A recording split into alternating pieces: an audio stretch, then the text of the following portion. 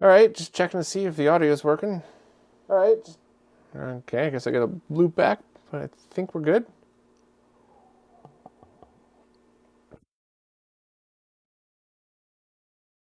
I guess I should switch these around. Put this one in focus.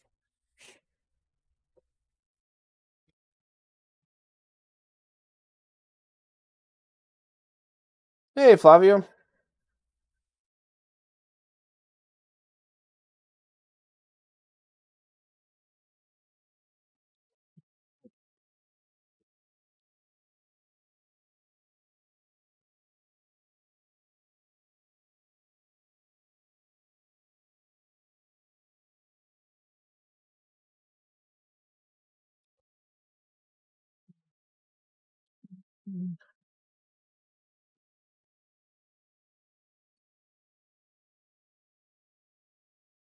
It has been so long since I've completely taken apart an NES that I think I forgot some of the other steps. Hey, Daniel.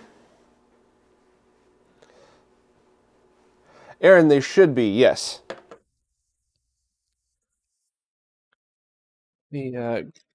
Grab a screwdriver and just start plugging away at it.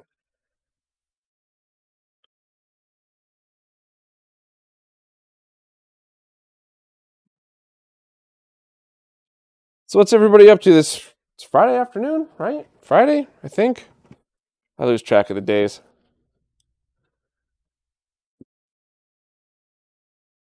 Okay, power and reset button. I think I just need the controllers. And I forgot how to remove this. Does this slide up? This is so embarrassing. It's been so long since I've done that.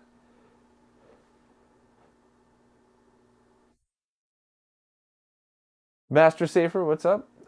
Do the parts that were black on the NES come off on the clear shell? Excellent question. We'll find out right now. Yeah, Jacob, there was a couple of delays with this one, and also, if anyone wouldn't mind reminding people in the chat, I put it in the tweet, I put it in the description, and I'm going to keep saying it. This is a pre-production unit, so you can see how it's kind of a little bit cloudy. It's not as crystal clear as their others. Like, let me sorry for walking in front, but like here's an extra clear Genesis. It looks beautiful, and this one's kind of scratched and smoky. That is a pre-production unit. So if anybody in the chat happens to jump on and be like, oh my god, I paid so much money, it looks like that, it's not how it looks. This is, I have them send these over so that I could beat up on them, try things. If I need to cut it, I don't feel bad because this is, this is what this is meant for, to beat up on and see.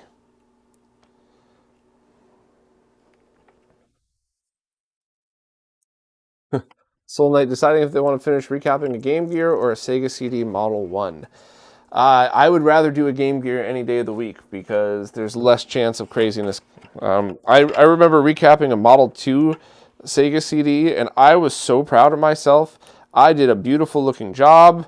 I thought everything was fine, and I powered it on, and it didn't work. And I messaged Cruz, and he goes, let me guess, your desoldering iron slipped, and it hit the motherboard. I was like, yeah, but it barely touched the motherboard. He's like, uh-huh. Bring it to me. Brought it to him, and there was like 5 broken traces. The solder mask on the bottom is so thin that it's so easy to mess that up. So, yeah, screwed that up.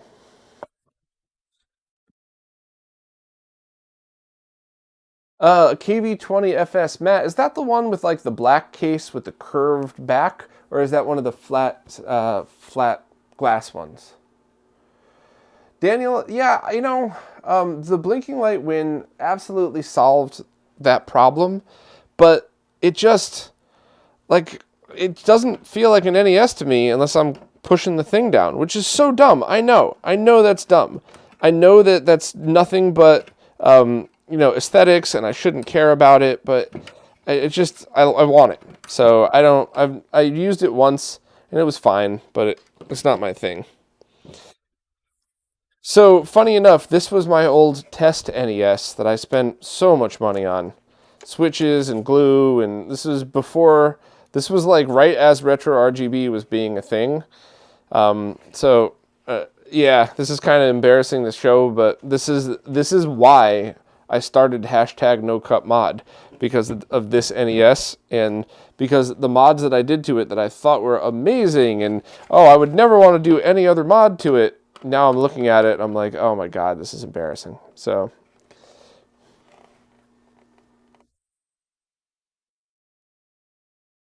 Black glass, really curved back. Yeah, that's a good one. I'm still looking for the black case units in 20" for the Sony, because I want all 20 inches to be able to do easier side-by-side comparisons, and I always just loved how those looked, even back in the 90s. So, all right, so screws on the bottom, removing this. I'm gonna push them through the front. It's player 1, player 2. So I'm just curious. Well, not that this would ever matter, but does the top just fit right on? Sorta. Yeah. So the standoffs line up. So if they ever wanted to sell just a clear top, this would definitely work. That's pretty cool, because I know a lot of people where the gray bottoms are completely and totally fine, but the top is all weird and yellowed. And I know this is completely useless, but I'm just curious, and we're here. Yeah, that's the other mod, the blend between full mono and full stereo mod that I absolutely used to love until I realized you can't integrate the Famicom expansion audio channel when doing this. So yeah, useless. But yeah, this seems to line up as well. I don't think anybody would ever want this combo, but that's pretty neat. So I will put my shame NES away. If anybody has a use for it, let me know. If not, this will be going to Russ Lyman to hopefully do a very crazy Frankenstein-y job on it. Check the chat here. So do the black trim pieces fit? I'm going to try that right now. Ooh. By the way, I know it's a little early, but I've barely drank in the past 3 weeks, so I'm enjoying myself a beer, and then I'll be switching to water, but holy crap, this is delicious. Oh my god, it tastes like happy. Okay, so putting these in, and it appears to be identical to the other one. You slide it in, place the piece over.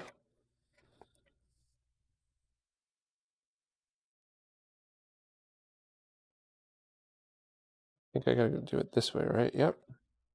Yeah, so you use the piece from the original. So if your original piece was broken, that's not going to work. But is that a common thing? I can't remember if I've ever even seen a controller input port being broken.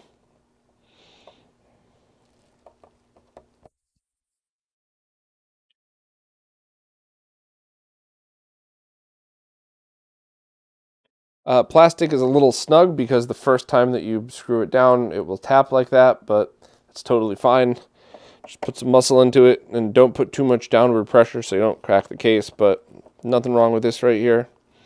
The screwdriver is like 25 years old, too. I really should get a new, larger one, but I keep forgetting.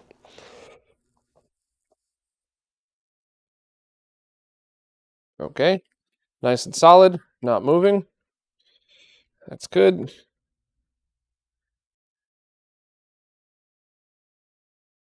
Does that NES have one of those aftermarket off-color cartridge doors? No, I don't think so. And I've absolutely seen plenty of all originals age different. So this will be yellow and this won't, or vice versa. So I think that one is still original. All right. Now this is an NES RGB that was reinstalled by Jose. So I'm going to be selling this whole thing if anybody wants to buy it, but I'm going to just take a moment here. It's, what is it, 10 minutes into the stream, just to explain what this is, because I want to be very clear about this. This NES originally started out with a PlayChoice 10 mod, back before the NES RGB was even a thing. And it was awesome. It's how I started the NES page on RetroRGB. So it's a piece of history, if you will. And then I ended up switching it over to an NES RGB. So the reason that this hole was originally here in the case is I had just put like a VGA style connector, a D-sub connector on it. And then my buddy Phil helped out and put this NES multi-out in. And I forgot why I had cut it like this, but it comes out really bad in camera, but it's not as bad in person. But that's the color palette switch for the NES RGB. And that worked perfectly for years, absolute years. And then I wanted to try to test this new no-cut mod from the Real Phoenix. So I had Jose switch the board over, and that's when a lot of problems started. So I don't know if my board was defective. I don't know if the motherboard shorted or whatever else, but now it just doesn't work. It was working fine, and then the last time I pulled it out on stream, it just it didn't. So I'll try it again today, but I'll be selling this as is broken. But no matter what, you're getting a version 1, a 2013 version of the NES RGB, flashed, properly installed. So worst comes to worst, you'd have to swap it out. However, this NES case, and this is the other thing that I wanted to make sure to tell everybody, this has the hole pre-cut for the NES multi-out, but not all of them will have this. I think it'll come from the factory with a slot there so you can cut it out, but this one is the original. So, or this one is going to be using the original holes because that was the purpose of this mod from the Real Phoenix, which I still think that's awesome, and I still want that to be the way people use it, but we just got to figure out what the issue was. So basically, if anybody wants a clear NES with a broken motherboard that could potentially be absolutely badass and amazing, please let me know. And I know I'm going to just lose my shirt on this one because I got well over $1,000 into this over the years between the 2 mods, the expansion boards, other things I've done. So it's, I expect to take a massive loss on it. But hopefully it'll go to the home of a modder who could fix it. I don't know. Leon, if you're popping up in these streams, dude, this got your name written all over it, my friend.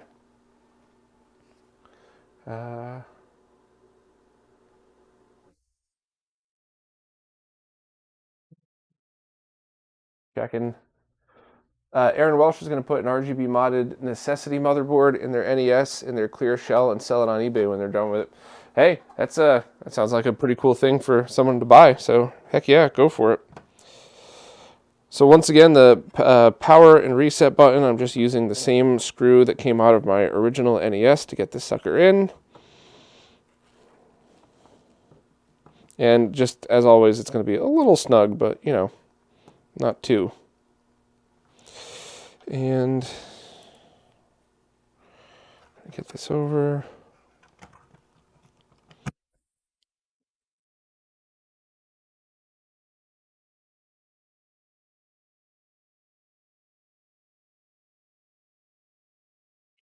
All right, so front ports were transferred over.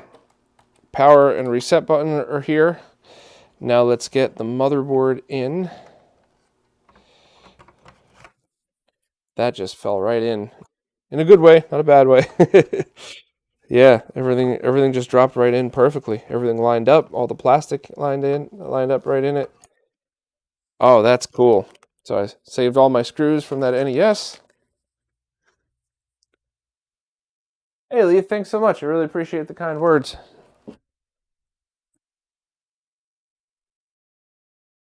So, if I remember correctly, I've done so many of these, but I don't know, I'm half asleep. So, the longer screw is the second one back.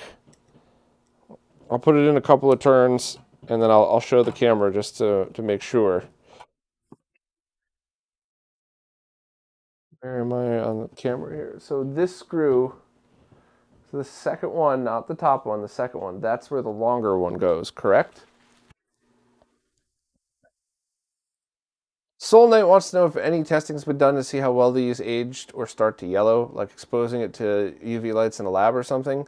It's an excellent question. I don't know if they've put them in a lab. I certainly haven't, but I have never seen one of these yellow or go bad unless, extreme circumstances aside. If you live in the desert and you leave it out in the sun, it's going to get destroyed. But so would a brand new console. So there was one person on Twitter claiming they had an older Dreamcast clear shell that did get yellowed, but the tone of that Twitter thread seemed to be a little bullshitty. So, you know.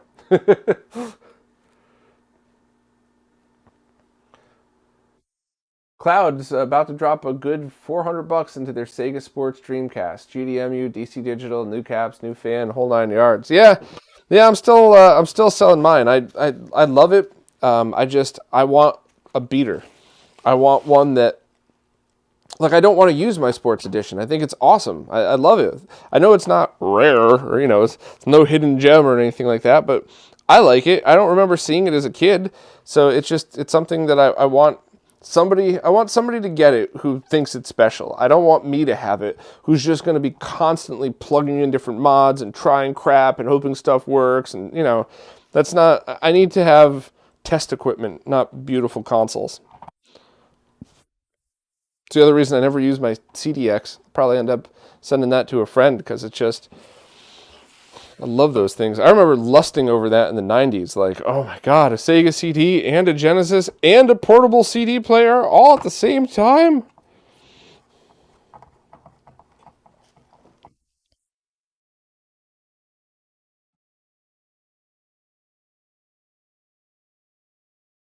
Soul Knight, I could whip it out right now if you would like. Let me just finish screwing the screw in. So this back screw right here, which is showing off the very wonderful Genesis 2 mini DIN and S-Video connection from that mod that may or may not work. This was a little tight, but it's not like holy crap tight. It's just, all right, it's just like, okay, gotta put a little bit of muscle into it, but it's not a big deal. Let me grab that for you.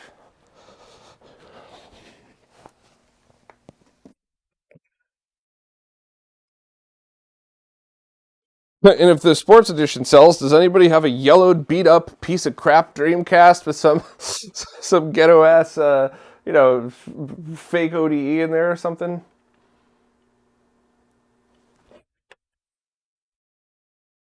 I'll leave it here. Old versus new. I mean, they're both old. You know what I mean. Also, with my CDX, I did not want to triple bypass it, which is up to you. There is no right or wrong reason to do any of that. But I had Jose recap it, and there's a fix where you add some tape under the CD-ROM assembly so it doesn't scrape up the motherboard, and that's it. I wanted it all stock. I just thought it was a weird, neat piece of history. Warts and all. Strange audio issues and everything. It's kind of how I wanted it. So like the other shells, and partially because of my shitty screwdriver, I am putting my hand underneath and putting pressure on the plastic to get this tightened down nicely. And you do need to put a little muscle into it, but it's not brutal. It's not like the hole isn't tapped at all or anything. I mean, it's not like the hole isn't drilled at all. Hey, the importer, thank you so much for the super chat. That is really awesome. Sorry for the lack of interaction lately, but they've been doing the unthinkable and enjoying their game setup instead of upgrading it. Yeah, well done. I have a lot of issues with that, but thank you so much. It's really nice of you. Hey, Muramasa, I was just talking about you and that weird fucking troll that was telling people your cases were yellowing when I've never seen that. I mean, maybe I'm wrong. Who knows? I mean, maybe there was one bad one or something, but I seriously doubt that.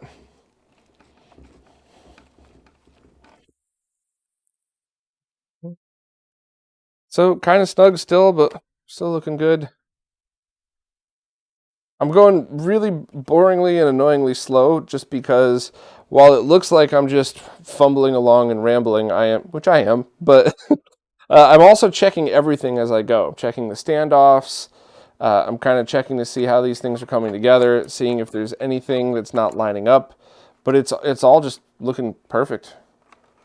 And I'm also kind of seeing, like stuff like this, like what's the coolest way to run the wire so it looks neat? Is there a way I could do it where it looks more fun or hide it or not hide it or like this? Like now that I'm looking at it, I'm realizing I don't want to see that wire in front. So can I get that up and around? Yeah, all right. Better. Obviously, you all do it however the heck you feel like it. I'm just kind of giving this a good once over and seeing.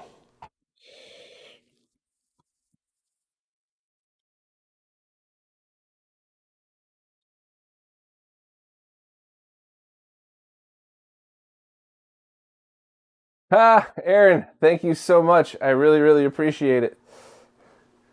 Beer money. Ah, much appreciated for the super chat. Yeah, Muramasa, it was nothing big or important. There was just somebody on Twitter that was saying they got a first edition UI Dreamcast. Was it a Dreamcast? Clear shell, and it already started to yellow. But it didn't make sense, and they didn't provide pictures or details, so it was just, I think it was somebody having a bad day that just felt like making somebody else try to feel bad, but whatever. Those people usually come at me, so no offense. It was nice to see somebody else take it for once.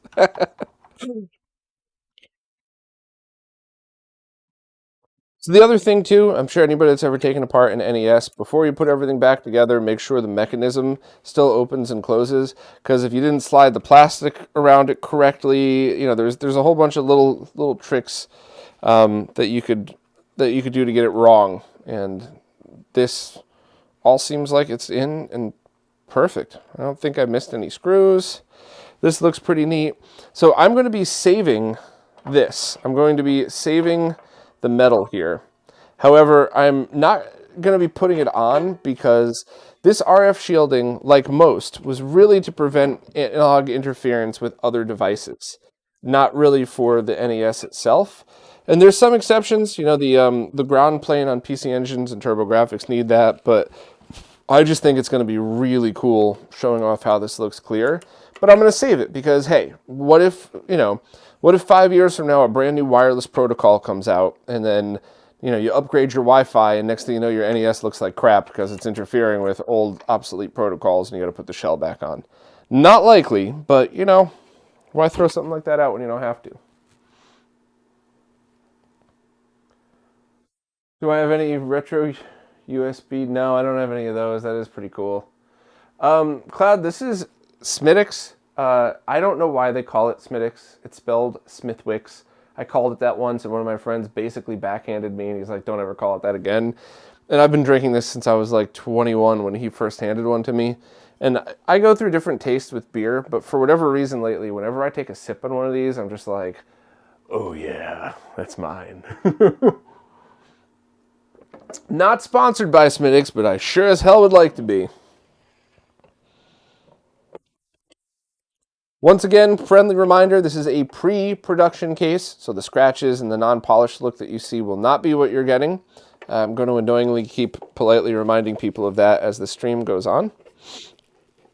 Let me check the bottom. Did I miss any screw holes? I mean, I think I got the important ones. So I got the 6 around the cartridge slot. I got, the controller ports and the front buttons. I got the motherboard over here.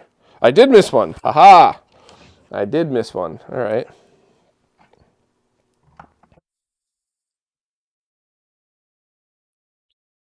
And I think that's it. I think that's the only one I missed.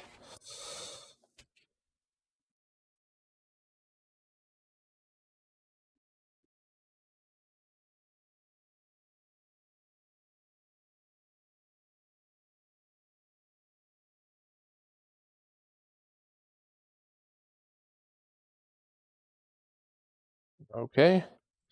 I'm also just double checking. One thing I like to do, especially when you're doing these clear cases, and I guess it's best to just show you. So when you're screwing down the screws and the standoffs, those were meant to be designed to use the original, which means that there's this much extra space. So if you tighten it down too tight, you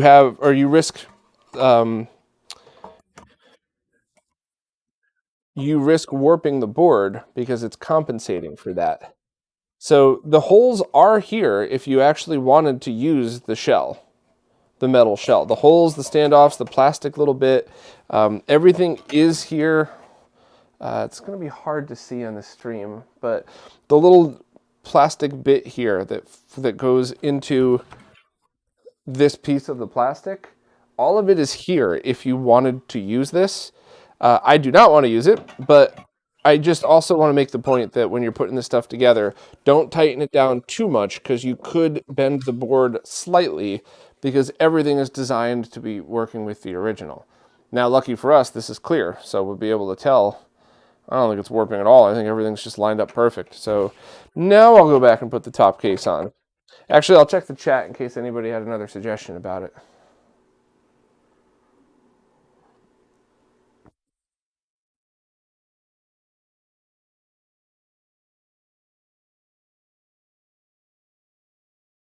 Josh got the Open Tendo project just for this case. Yeah, that is pretty cool.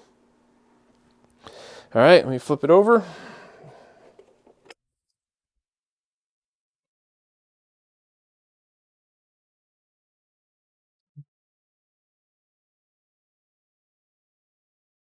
I guess I'll start with the fronts.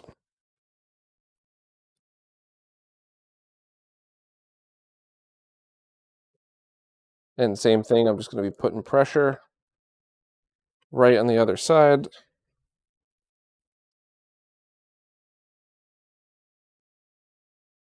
All right, so this is a bit snug. So let me put my gut to good use. I think I'm going to need a better screwdriver. This old beat one. Does anybody know a good screwdriver set for the larger ones like this? The smaller ones, I absolutely have sets that work. Let me pull out the one, like, I think the bits are half out, but like for anything smaller, these are absolutely awesome. And of course, you always have these little like mini screwdrivers that are great, but bigger screwdrivers. Is there like an Amazon link to a good trusted brand?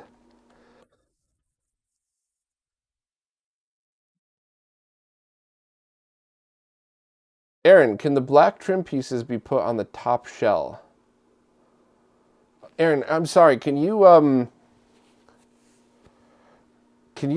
let me know which ones you mean for that? Black trim pieces be put on the top shell. Are you talking for... Let me get the Dreamcast out of the way. If somebody actually wants that, let me know. I don't want to confuse things. You mean this right here, these? That is a great question. Mine are got holes drilled in them, but you're right. Before I do that, and Martin, there should be some screws I need for the cart door that I probably forgot to put them out for the cart door. Yeah, so like that got to be what you mean right here. Okay, so glad I found that out now before I screw this whole thing together. Oh man, just once I'd like to finish a live stream where I don't embarrass myself in front of everybody. I'd enjoy it, but just once I'd like it to all go smoothly.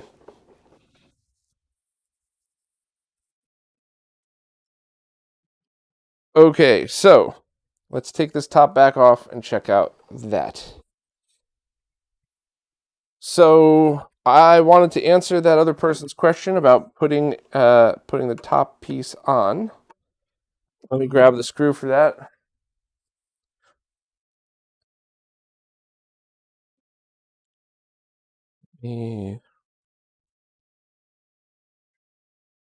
Taking me a minute to find the right screws here. Where'd all this go? This is what I get for starting one project and then moving on to a live stream on another. All right, I think I found the right one.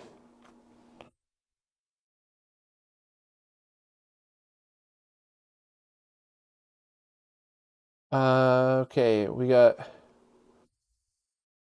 Wera and Wea screwdrivers. I'm going to write that down right now.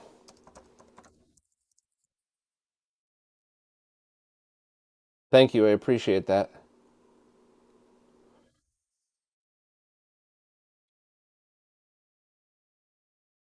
The Weir is a great screwdriver. All right, because I mean that's I always use the Craftsman tools example. I had a bunch of friends that were mechanics growing up. Still friends with a couple of them, and they all hate Craftsman tools. Oh, they're junk. They fall apart.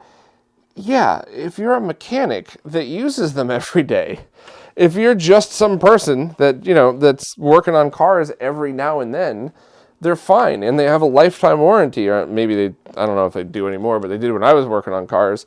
So for me, buying Craftsman tools were totally fine, but for them, it was just a waste of their money, because they would break, every couple of weeks, whereas the Snap-ons would be so expensive, but they would work fine. So for me, that's kind of like, these little kits are perfect for most things, but I want to buy one good quality version of this, high quality, and then throw that one in the garbage and never look back.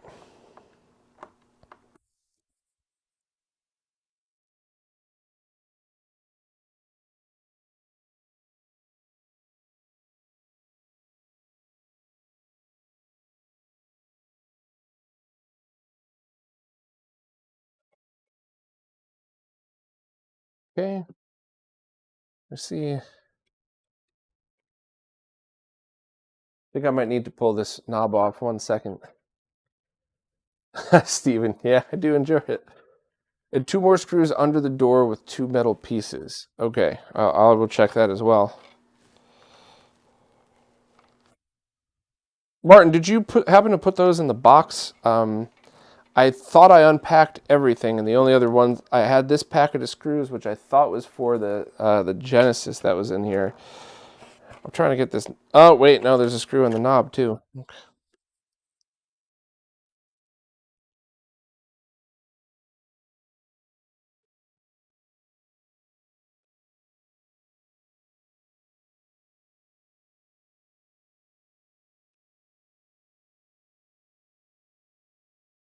Okay, that is removed. Now I gotta get. I'll just use a pair of pliers for this. I loved this mod so much until I discovered Famicom expansion audio, because straight stereo on the NES, that fake separation of channels, like, so a full separation, I think sounds terrible, and I think most people do as well. But minor separation, so like it's not 100% mono, it's like 90% mono. I feel like adds this weird sense of depth to some of the games. Not all, but then as soon as you try routing Famicom expansion audio into any of this, none of that stuff really works anymore, because then you're changing the resistance across all of them, and that potentiometer is doing a lot more than just separating audio signals. So,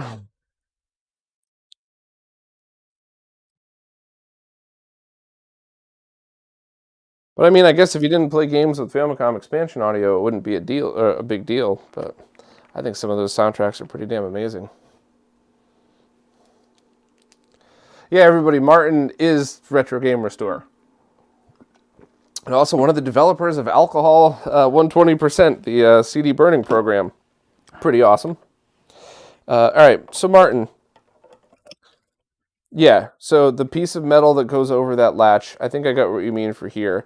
But I do want to just place this piece on. Yeah, it does look cool. If I didn't, ruin it with that, that does look very cool. So let me take the back piece off of this as well, just to kind of see how it looks.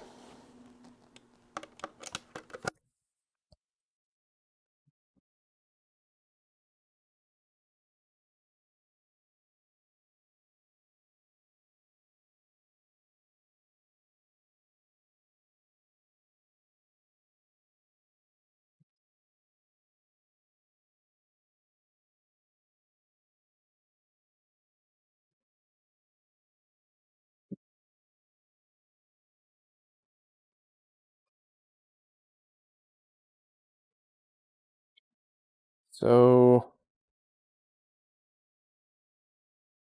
interesting. These seem to be the same piece. So I should be able to put this on just for the purpose of seeing how they look in here.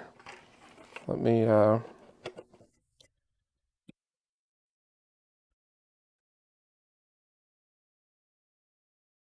Oh, that other piece didn't fall off because there was a piece of tape on it, and I didn't notice because the tape's clear and the case is clear.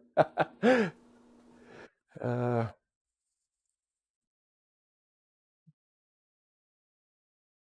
has anyone gotten Genesis or clear PlayStation 1 shells from Castlemania? The Genesis ones are these. Castlemania sells Martins, so you're getting this. And the PlayStation ones, I believe, are Muramasa's, who I think is still in the chat. So let me put this on just so you could kind of see how it looks, and we could decide what's what. Oh man, this is gonna be such a tough decision. Oh boy. Who's on GIS screwdrivers? I'll look those up too. Thank you, 3Deck.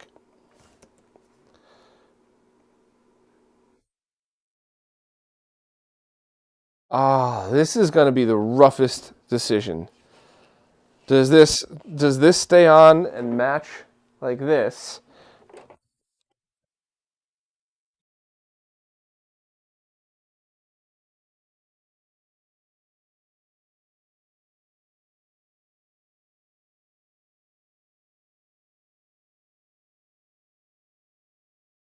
Oh man. Okay, so Soul Knight beat me to it.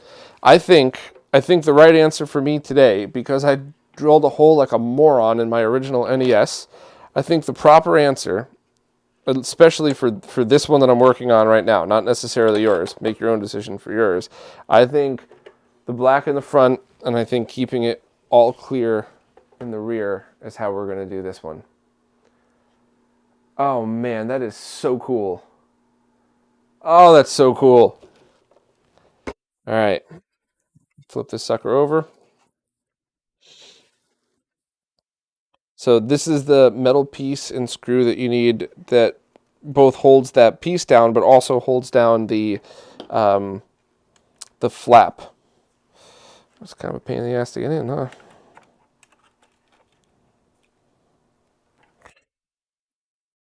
Sorry, everyone. That's the type of thing where there's zero chance I would be able to get an angle where you could see what I'm doing and be able to screw it down at the same time.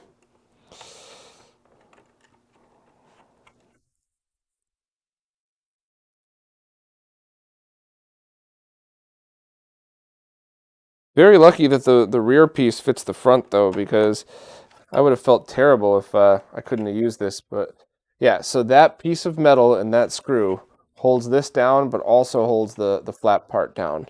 And then just a couple more screws to hold the top in place, and then I'll screw down the clear one in back.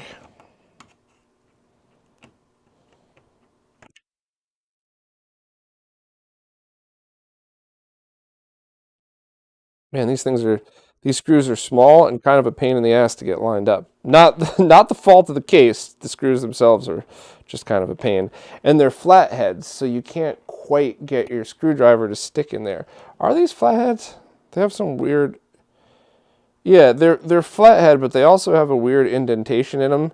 That's why I kind of thought they were Phillips at first. Come on.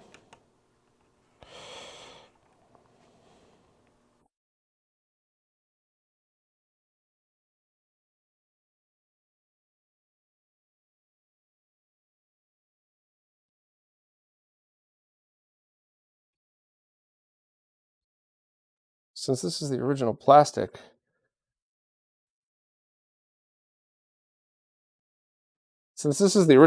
there's no, I'm not needing to tighten this down too much. So whatever I'm seeing here is really just me screwing this up or getting it in at an angle by accident. These things are kind of a pain though. Once again, it's the same as if you had an original NES shell and you were taking this apart. So let me back this out and try again. Does anybody happen to know if this is a special screw type or if this is just a flathead with a weird indentation in it? Because I certainly don't have any bits that would fit this perfectly.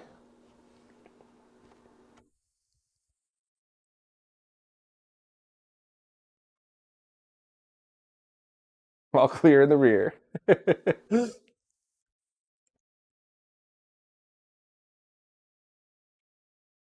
Let's see. Gotta just back this out.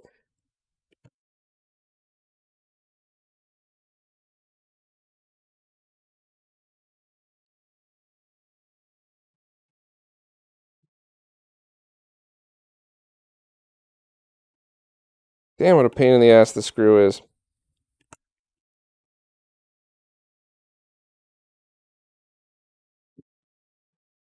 It's a typical me stream, right? I get the mildly complicated thing done immediately, but the thing that's supposed to be super easy is taking me a couple of minutes.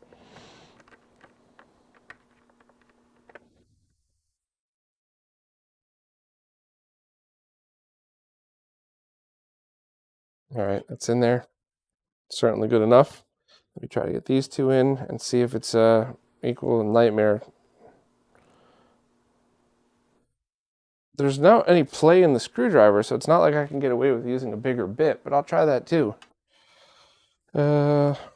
Just double check.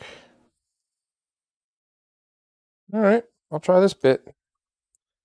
Maybe I'll get lucky.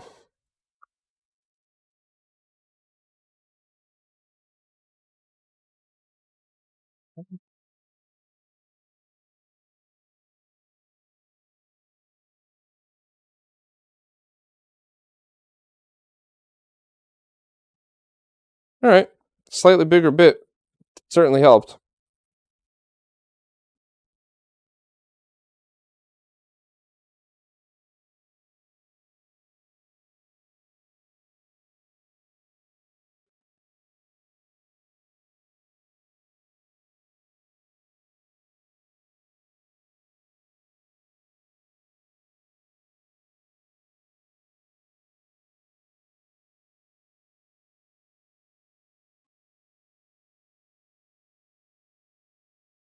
Both are perfect. Plastic piece stayed fine. I'm just going to take one more look at this troublesome one over here. I have no idea what the heck I did to make this weird, but try one more time.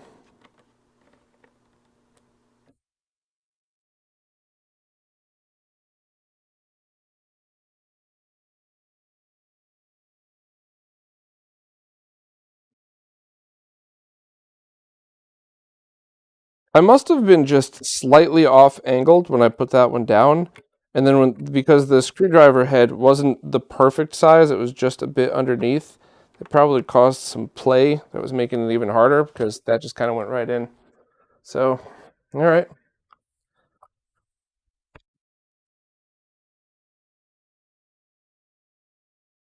So, Martin, would you just explain how this back NES multi-out piece is going to come for production? I've already made it clear this is a pre-production shell. It's going to have scratches and stuff on it, but maybe you could just double clarify again, because I think there's going to be there's going to be a cutout here for it, but it's going to come covered, so you don't need it. Also, I'd love to see people figure out replacement feet for all of these as well, replacement rubber feet. But that's just wishful thinking, I think. Um, this is no, that might be big enough. Let me try.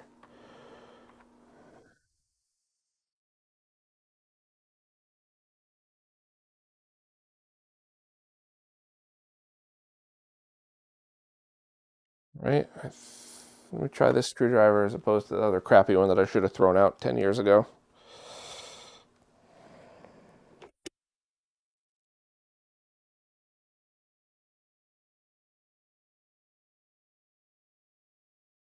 So it's working a heck of a lot better, but I don't want to scrape the inside of this new case because it's just too close.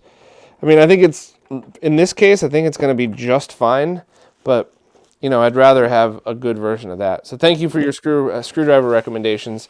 As soon as the stream is over, I'm definitely buying it. Yeah, crap, it's even working for there. Okay. Maybe we'll get lucky with this one. Let's see.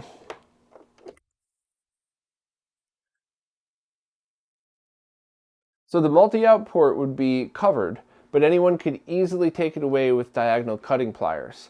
They'll leave the cutting line there, just cut 2 or 4 points to take the cover out. That is perfect. Thank you, Martin. That's exactly what I was hoping you would say.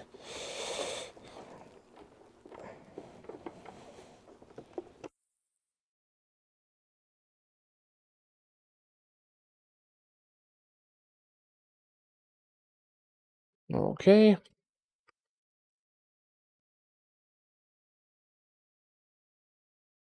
And there's going to be some extra screws because remember we didn't put in the metal plate, which I think that has at least 2 screws of its own. So I'll just save those and tape it to the inside of the other case.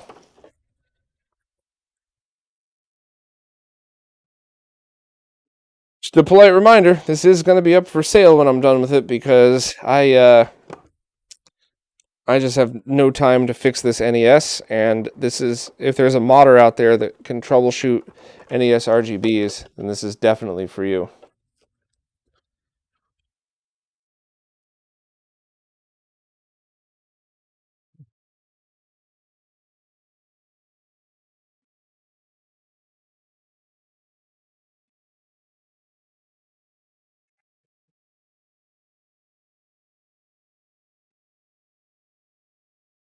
So if you're just joining, it's all the first time you add your screws to a replacement case like this, they're going to be snug because the holes are drilled but not fully tapped.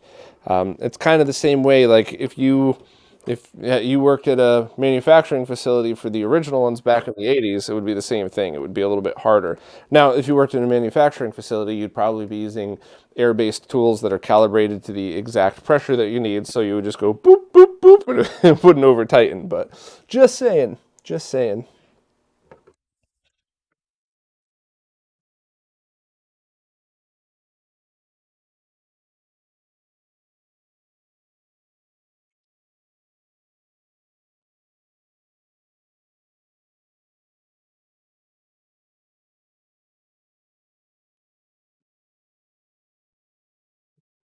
Did I get that right?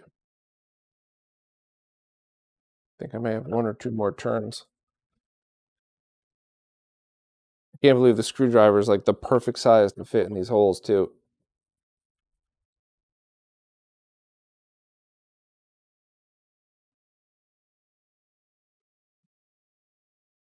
That's some luck. All right, last one. I'll put these aside.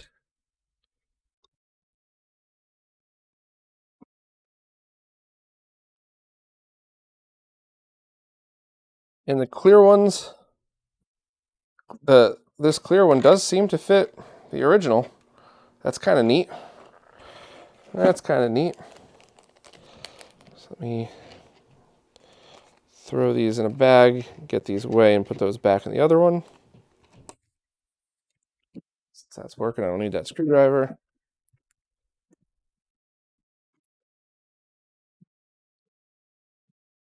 I'll leave this original abomination sitting just behind it for people to see. Soul Knight, do you are you in contact with me on Discord or Twitter or anything like that?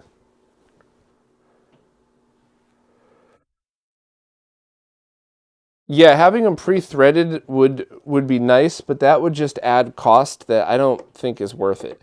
I mean, if Martin was selling, 10,000 of these, then yes, sure, add a couple bucks cost to each and have them threaded, but that's definitely not the case, and the goal is to make these affordable for everybody. But in order to get the quality as high as these are, once again, pre-production sample, but in order to get the quality as high as all the rest of these, it's a lot of work and a lot of money. And I think Martin just wants to keep the cost as low as humanly possible so more people could afford them. All right. This sucker is absolutely beautiful. I think I think we all know the first cartridge I have to put in it. I mean, I'm sure there's some debate is probably which is better to go with or not, but I think we all know.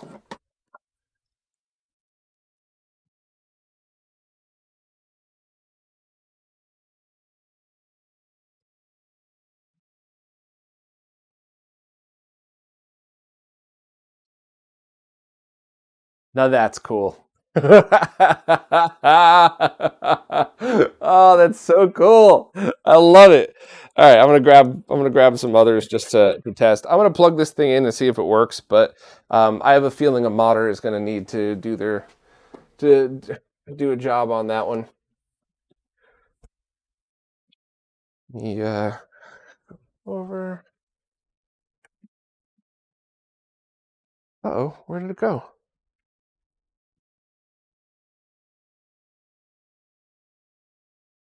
Oh, I'm looking right at it. All right.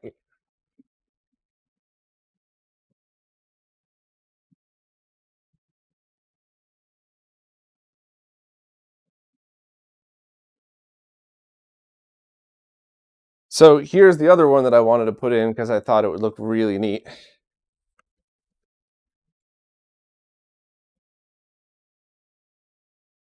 And it does. Oh, that's great. So I'm going to test this with an original game just for the heck of it, and we'll see if it boots or not. See what happens.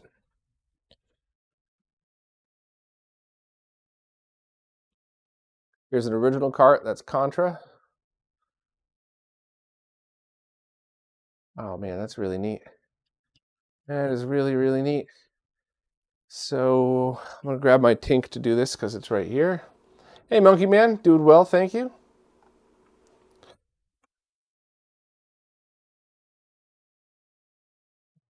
Let's see. I always forget what is the power supply that you use on a original NES, and I'm always embarrassed because this is something I should have memorized. I think my brain tells me on purpose to not remember, so I have to look it up so I never make a mistake.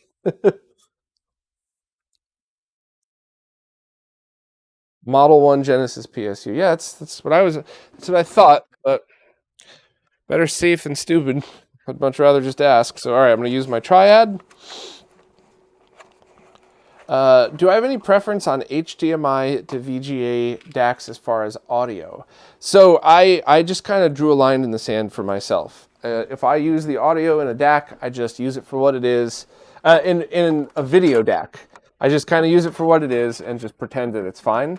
Because if I really, really care about it, then I would go and take a breakout of the signal and make sure that I get the highest quality possible. So for me, it's kind of like my whole, do you just play with the PVM speakers audio or do you hook it up to your stereo? Sometimes I just kind of want to blow through it and just play a game and not think about anything. But when it's time to do it right, I try to do it right. All right, cables.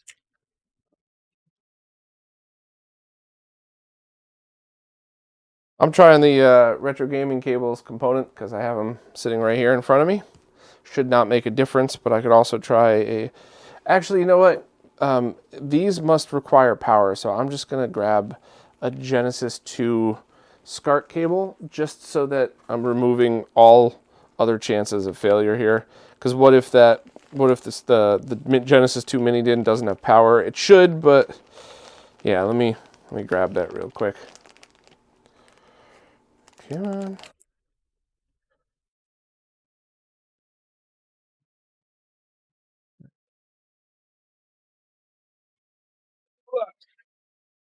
All right. There. C-Sync cable, perfect.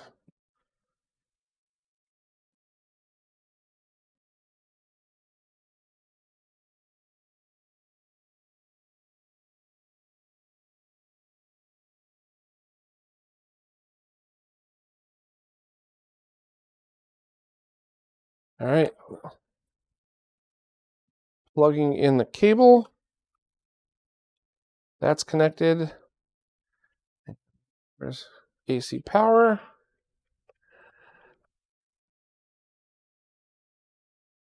Okay, it's working. That's awesome. That is absolutely awesome. Huh. Wow. This didn't work the other day. Well, I mean, if somebody wants to buy it, I'm not going to change the price on it because it's make an offer, but know that this thing's going to have some issues. I am going to do something absolutely horrifying that I would normally never ever do, but first of all, this is a pre-production case, right? So this is meant to be messed with. Let me see if I can get it in focus here. But this is also one of the reasons why I like these aftermarket cases. This I/O board was designed so that you do not have to cut anything. However, this is kind of a tight fit for RGB cables. So in the case of if you have an original NES, you just cut your RGB cable. That's fine. All you have to do is cut the plastic end a little bit. But since this is an aftermarket case, I'm going to trim that real quick and see if I can get the RGB cable to fit better. So just let me grab that. But This is one of the many reasons why I love these cases. There's not that weird guilt that you're messing up something from history. You're doing exactly what you're supposed to be doing with these, using them to make your collection more awesome than it already is.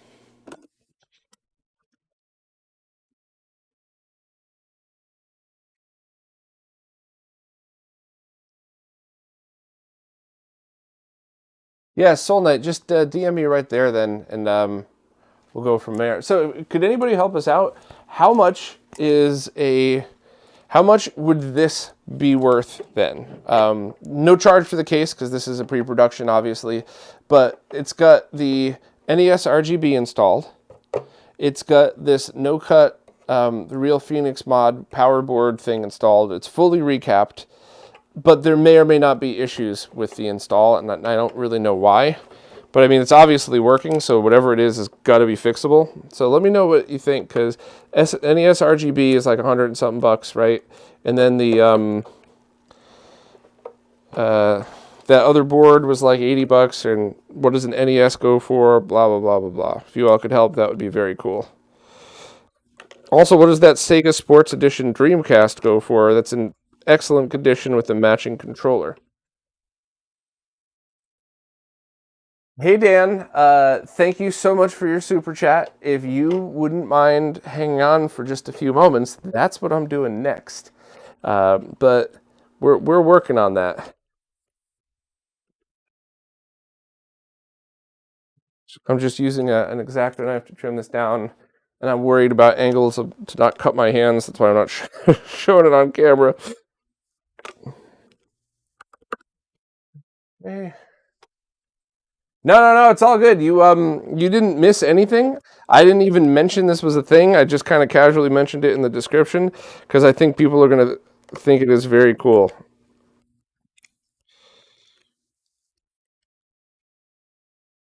Oh, I don't have to cut my hand. You know, if I was smart, I would take this whole thing back apart, but whatever. Oh, I think that might have actually been perfect. Let me try again, and then I'll show it on camera exactly what I did. So this, I get it in focus. Sorry, give me a second here.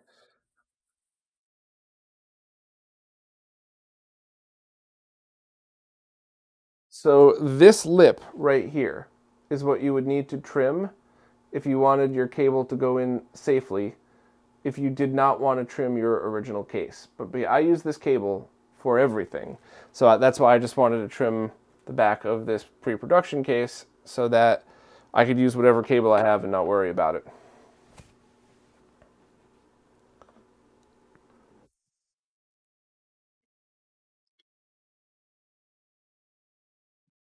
Yeah, Muramasa, shipping sucks these days, huh?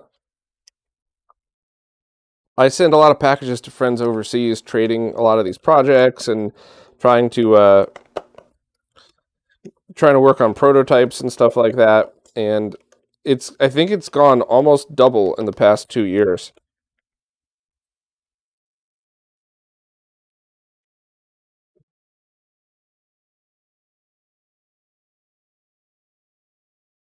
Yeah, almost done. Almost done. You barely even notice that I'm doing it, which is very cool. I think that's kind of one of the side effects of a clear case is it's a little more forgiving for stuff like this. Whereas if you had an original case that was a color to it, then it would stand out a lot more.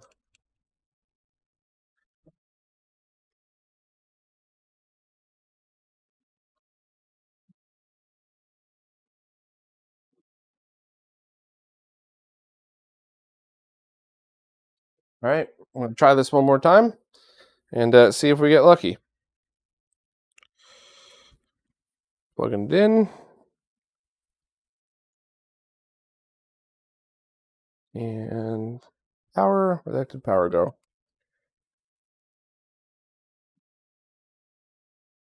Hey, awesome. All right. Well, I think this is great. This was working totally fine. It just, I was having trouble on one of the last streams I did with it, but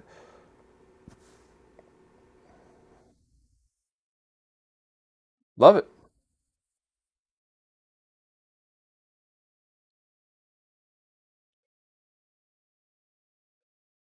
All right. So, next up. Actually, it's getting a little warm in here. Let me take off my Macho Nacho hoodie. Available at machonacho.com. I think it's just go to Tito's YouTube page and buy it there. Hey, what's up, Jose? Yeah, this is the one you did that worked perfect at your house. That the first time I tried it was on that stream where it didn't work. Swapped it over onto this case and now it works. And I remember you telling me that the way the installation went, I had to be kind of sensitive about putting pressure on it. So I bet you adding this case without that metal shield fixed it. I think you were totally right. But dude, how cool does that look? You get the black in the front, you get the game in here, have the clear piece in the back, and you can't tell that I was cutting away at this at all. So this all just looks beautiful. So yeah, if nobody ends up buying it, at least we have a couple other friends that would, I know for a fact, would jump all over this. But I know what we're doing next now.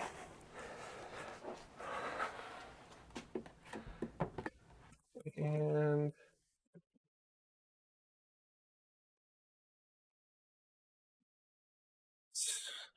getting my tools ready.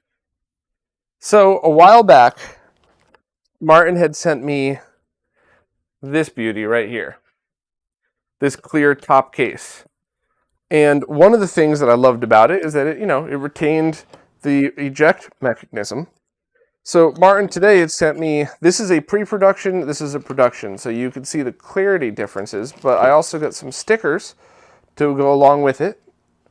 And that I think you could put, I think you place them here and here. Let me check out these others. The stickers aren't the cool part, but I do want to take a very quick look, and I want to ask you all if there's like a picture we could reference so I don't screw this up. But there's more. Hold on. Jose, the port's lined up perfect. Absolutely perfect. And it's interchangeable with other shells too. So the top versus the bottom, etc., etc.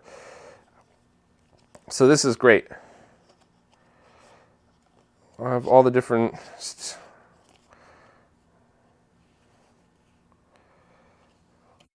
So I think... Yeah. So these stickers are clear. Are these clear as well? It's just a different background to it. Yeah. I'm not sure.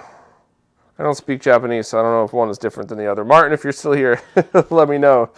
And was there another piece that goes across here? Was there another sticker or something? I don't think it was in the box on this one as well. But that's pretty awesome. So I will put those on.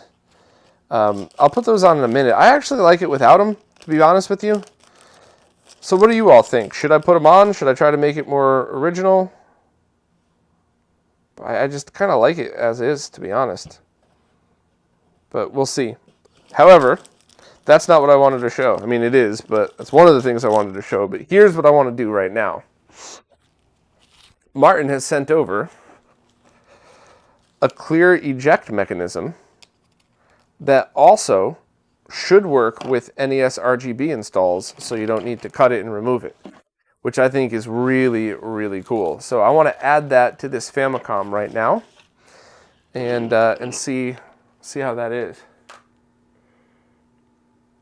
The white background ones are white paint under black text. Oh, okay.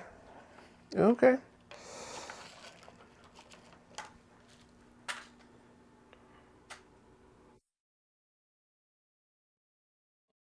So Dan likes the stickers on, and that brings me to my favorite point about this stuff. Do whichever you like. I love that they come not on, because if you don't like them, don't put them on. If you do like them, take your time and do it great. I mean, that's perfect. By the way, you're talking about cheap screwdrivers and stuff. I still love this. I've had these. I had one for just over 10 years, and it was working mostly fine. And I started to try to fix it, and I was like, I spent $11 on this 10 years ago. I could buy another. I got my money's worth out of it. So I did. I actually don't even think the screwdriver broke. I think this piece where you put the batteries in, something wore down on it, so the batteries weren't making full contact. And I was just like, I am not a rich man, but I could afford another $11, less than $1 a year to use one of these.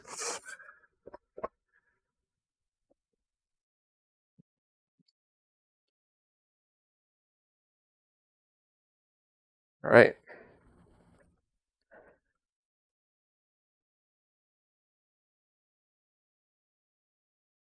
bottom piece off. You know, I think I want to leave this other one on because I think it looks amazing. I think it is pre-production, but I think it looks really good. But I do want to just kind of put them side by side to see the differences. Oh my god, this is even clearer. Okay, maybe I will swap it out then. Holy crap. Wow, that's gorgeous. Is this coming through on the video okay? Yeah, that's just nuts. Very, very cool. What a great job. Well done, Martin.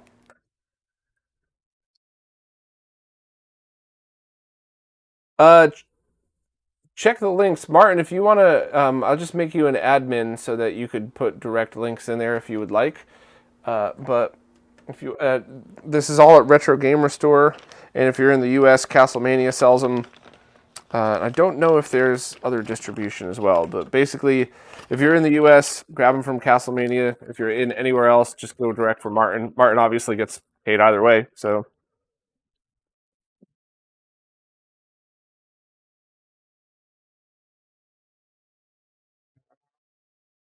I think I could leave this in. All right, I'm going to take it apart. What do you all think I should do? Do you think I should keep this pre-production unit that's 90% good and keep using it, or do you think I should put the crystal clear shell in, knowing that I'd beat the heck out of all my consoles and use them for testing and all that stuff? Or maybe I put the clear one on and give away the pre-production unit to somebody in the chat. Hmm.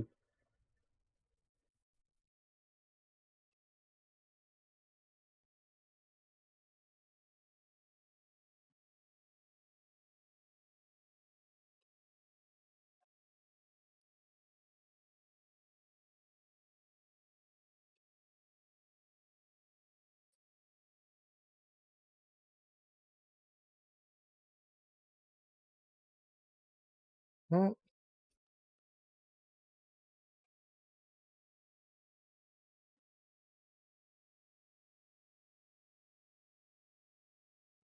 I double dare you to give it away. How do I give stuff away?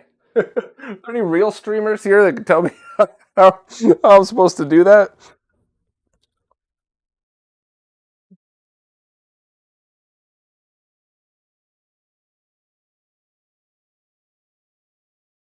We actually have a little bonus thing to test on this stream as well, as soon as we get this Famicom together. So I'm going to be interested to see that as well. It's not one of Martin's designs, but it's not competition either, so don't worry. I'm not like whipping out somebody else's case.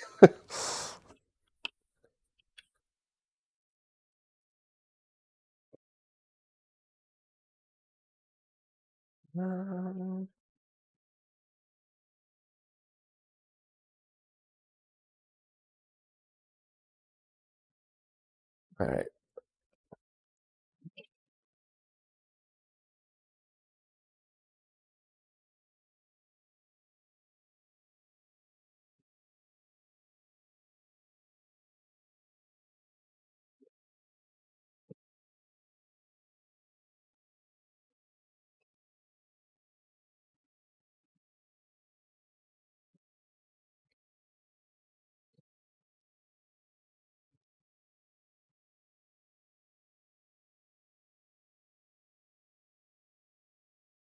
Okay.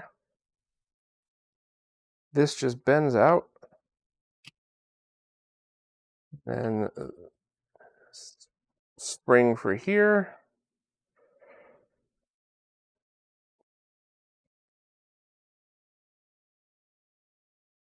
Oh, wait. Is this the one that I glued into place on the last stream? I think this is the one I glued into place. Well, let's see. Can I get it out? That is hysterical. We'll find out in a minute.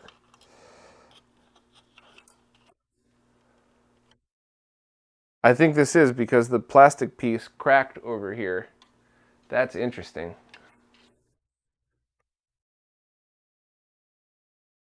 Yeah, Dan, I liked those, but I got screwed pretty hard, so I'm not never going back to that one. But I did enjoy that. And I have so much stuff I gotta sell too, and I just hate eBay. Like, my friend dropped off a bunch of awesome Canon lenses and stuff for pro cameras, and there's also an older camera that's kind of cool, but I think that's the least exciting. I got a 4-bay USB hard drive bracket. I got a whole bunch of cool stuff to sell, and I just haven't had time to list it on eBay. So that piece would obviously go that way. And then this piece...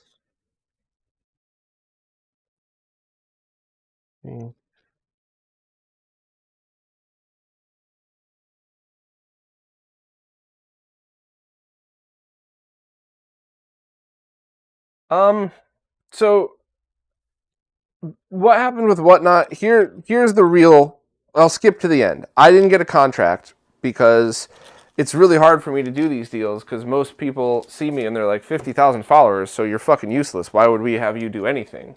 So I did a handshake deal with them, and my rep, I think, had all of the best intentions, but at the end of it, they promised me stuff that they didn't give me. They promised to promote stuff, and they didn't. And I feel like I was screwed out of at least $1,000, but you know, that's really all. It's really all up to you. And I was, wasn't treated very well, even by other whatnotters or whatever you want to call them. But at the end of the day, it's my fault because I did that without a contract. So no, that's why I didn't not that I'm a drama channel, but I wouldn't do a video on it. I wouldn't do any of that stuff just because simply there's only one person to blame, me. End of story. But I definitely didn't appreciate any of that because I worked my butt off for them too. It's not, it's absolutely not how you treat somebody who bends over backwards and does it. Also, there was a whole thing about how when they started counting people who signed up via my link, and their excuse was the dumbest, most batshit crazy thing I've heard in a long time. It was like, well, you told people to sign up on the 1st, but our deal didn't start till the 8th. So that everybody that joined to get their free $10 the first week, like the most amount of people are not going to count towards commission? What the fuck? So yeah, I don't know. That sucked, but my fault. That's why I need a manager, so I don't even have to think about this stuff.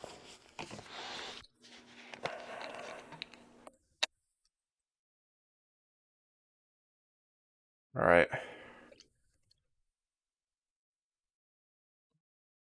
I mean, well, listen, the reason people promote it so hard is very simple in that, well, it sounds like it's hailing outside. Weird. But it's just however many people go to your streams is however many people you have a chance of selling stuff to. So I don't hate on that at all. That makes sense to me. I understand. I get it. You have to promote, why would people show up if you didn't tell them about it? I totally get that. But there was some other shady stuff going on too. Like they were paying professional models to do streams and giving them merchandise to give away that was bumping up against regular people streams.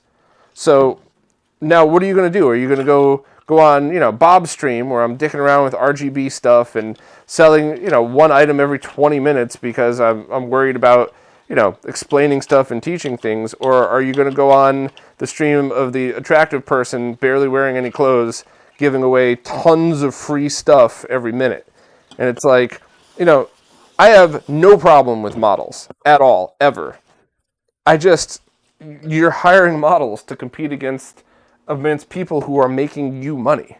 Because all of the regulars that, stream at Friday at 5 or whatever it is, if they're not getting any sales because everybody is over on some model stream getting free stuff, everybody loses. Whatnot loses, their main core sellers lose.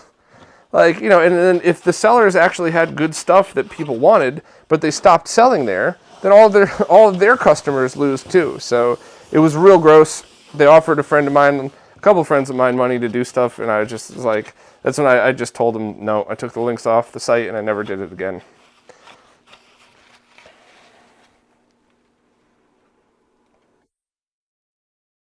Yeah, it's sad because Muramasa, it really did seem useful. It really did.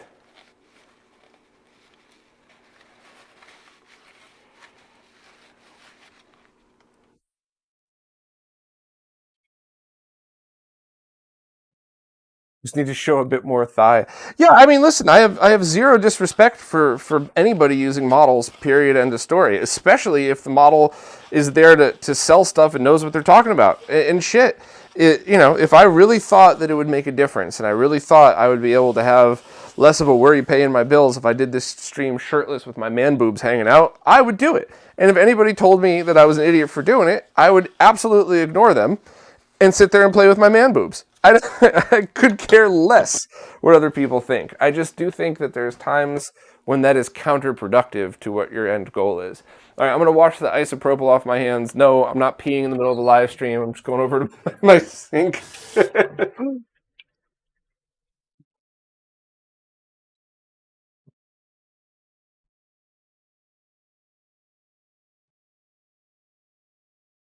Right.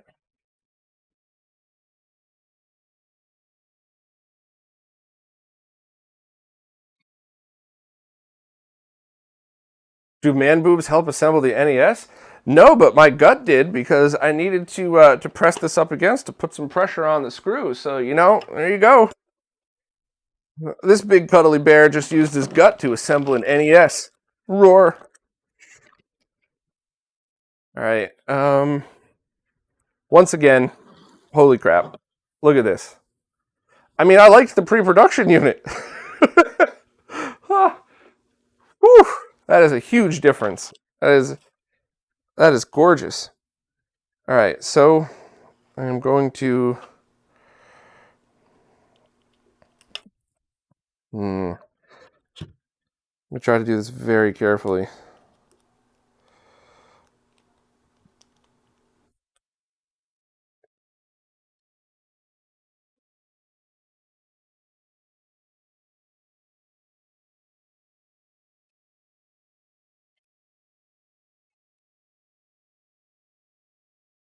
So, Martin, what is the recommended way to keep this piece in place?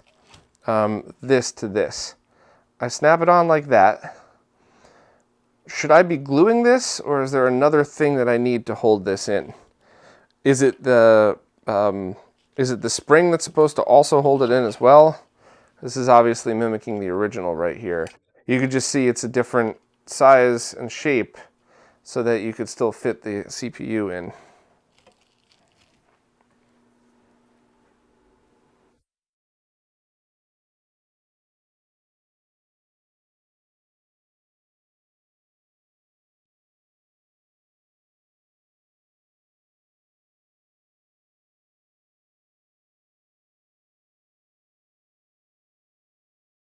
You can glue it, but it should be okay not to. Okay. Let me see. All right. So I'm going to, I have it like this. See, I have to try to carefully hold this all into place. So I have it here. I'll put the red piece over it when I'm done, but I'm going to need to re-glue this just like last time. So, yeah, Martin, if you wanted to make these too, not that this stuff is easy, obviously.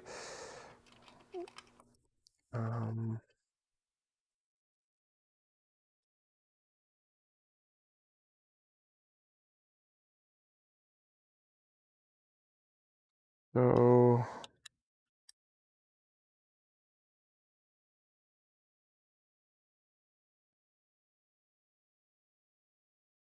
this is obviously my first time doing this, so excuse my stupidity here. Let me just give me a minute to. So I'm going to add the spring.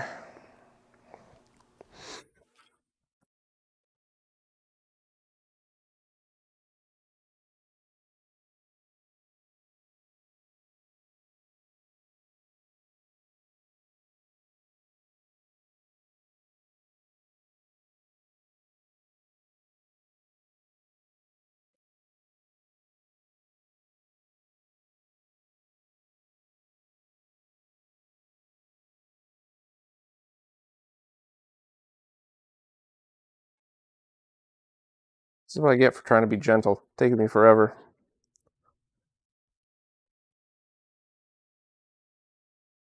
Okay.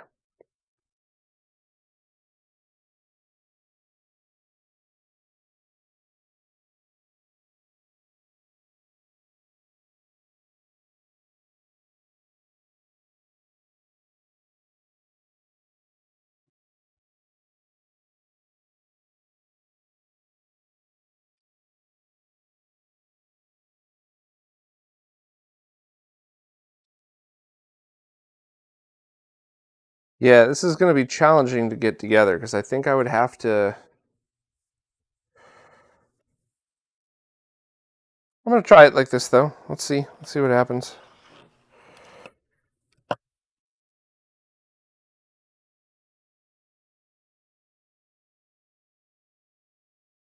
All right, so let me just take this off, start assembling everything, and then I'll put it on, and hopefully the motherboard will keep it in place. Martin, you think that's probably the best? Just start assembling it all, and then have the motherboard itself hold that piece in place?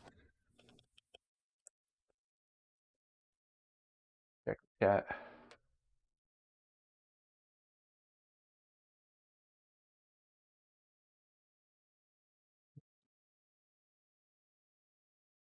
Where did I put that? I was these two screws. One.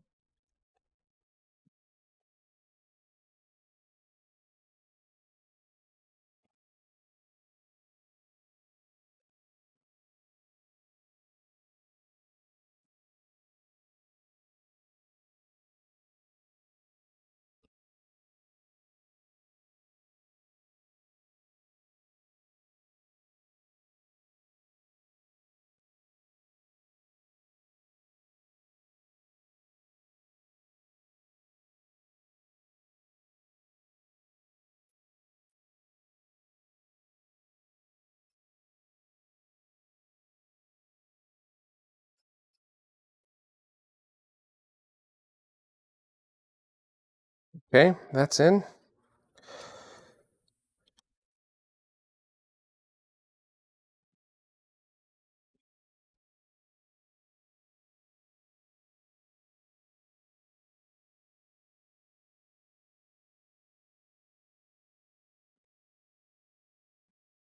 Very carefully routing everything around.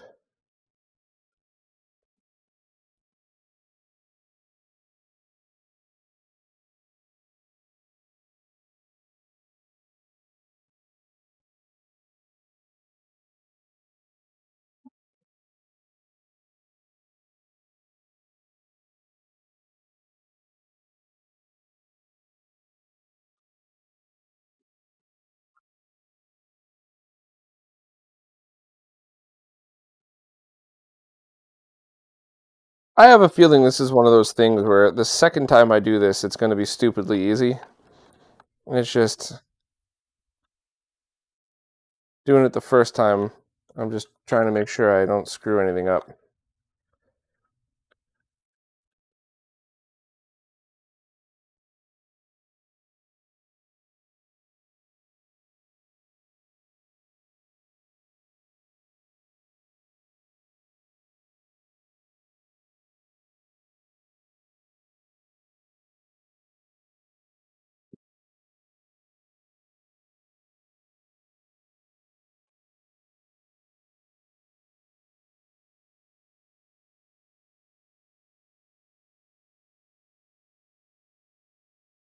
Yeah, it seems to be holding it into place.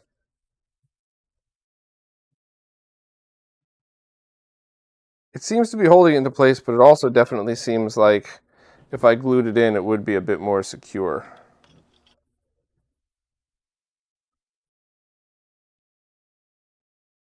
Yeah, you know what? We got time. Let me put some glue on this, and I'm going to do another case while we wait for the glue to dry. So, Martin, unless you disagree, which is, it's obviously it's your case, so I could be doing something wrong here, but I think that's what I'm going to do for now. I'll check the chat before I actually do it, but I think that's probably going to be the best way to get this done and make sure it stays in there nice and snug.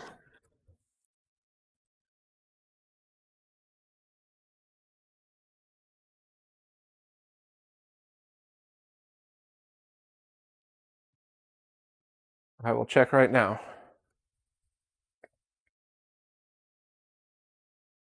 Hey, Muramasa, if you have one, if you have a red one like this, I'll give this away with the pre-production shell so somebody could hack up on it and have some fun with it.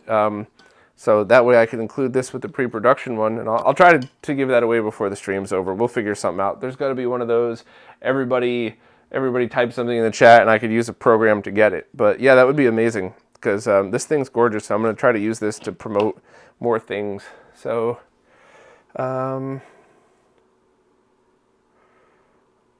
all right, let me grab some super glue. Martin hasn't responded, and he did say before that I could. I got epoxy here too, but I think that's probably overkill, right? I mean, if you want me to epoxy it, epoxy, super glue. What do y'all think? Thanks, Muramasa, much appreciated.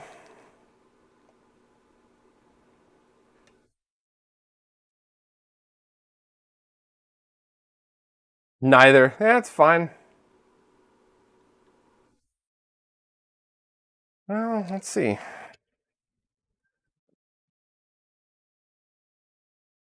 I think I'm going to do super glue because I could put a tiny amount on it. It's not going to smell up my office for the rest of the night. I hate the smell of epoxy.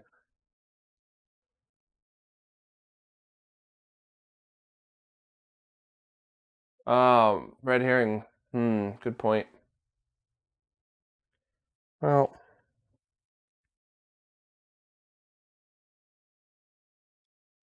I think if I'm really careful, you're not going to be able to see it.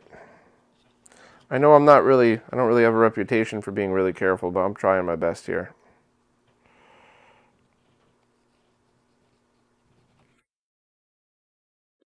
Let's see what we got.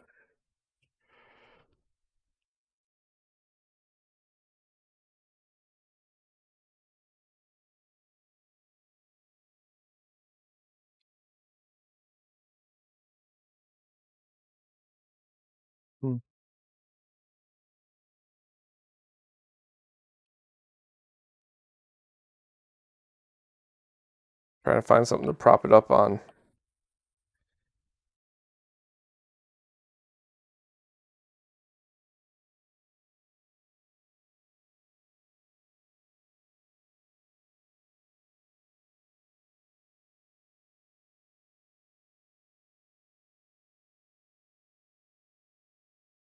All right, that's being set to dry. That should be fine. If it's a little bit loose, then I could kind of figure it out. Yeah, the Costco tables. I got that on Amazon actually, but it's the exact same thing, 100%. All right. So since we're here, and since I got 5 to 10 minutes to kill, there is something else that I really wanted to do, and I will do that now. Let me reach up on my shelving here and pull this down without knocking everything over. Would be kind of funny if I did, but not really at the same time.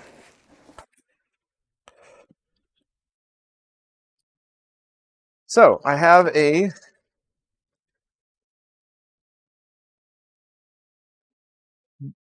believe this is a PAL VA4 Genesis, Mega Drive, I guess if it was PAL, that I did the subcarrier bypass to. So it actually outputs really, really nice video. In this Genesis box, I also have a VA3 Genesis 2 shell, which we know I'm waiting for the Genesis 2 Retro Gamer Store shell for that. That's going to be nice. And let's see what else I have in here.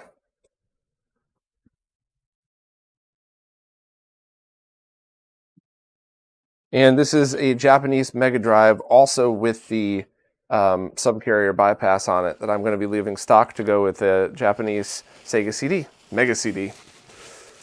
So, if you notice that that PAL one didn't have a case, so we're going to put a Retro Gamer Store case on it. And that should be enough time. Well, it should allow us enough time to have the super glue dry. So let's get this sucker going real quick. I also have a broken Nomad LCD board. I don't know why I have that.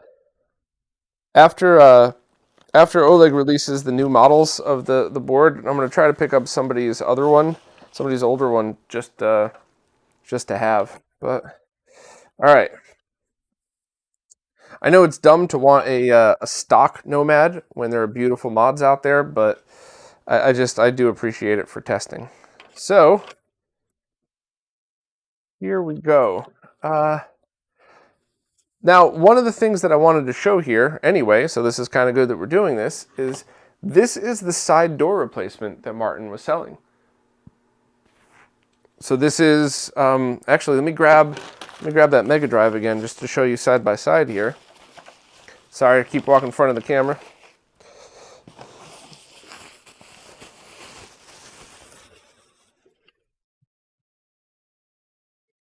So it's kind of funny. This is the original. This is the stock Sega one, and you can kind of see the color doesn't quite match, which means I bet you at some point this was at a game store and somebody swapped them.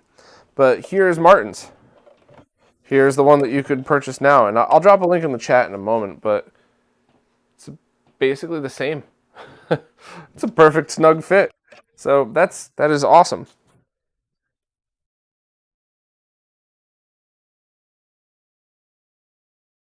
So I'll be using that as well just to kind of show that off.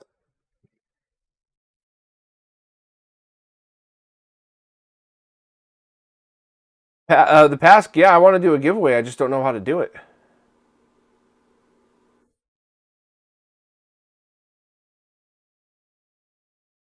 Um,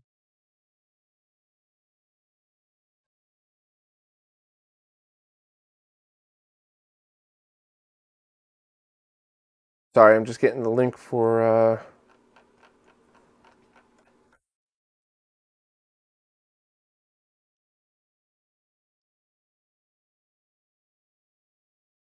Here we go. Here we go.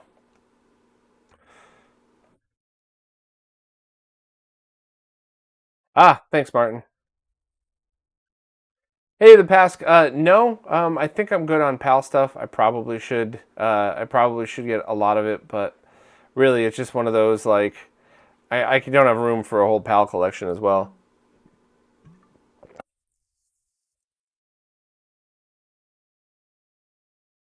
All right, let's jump back into this then. So I got my bag of screws. Let's get this in.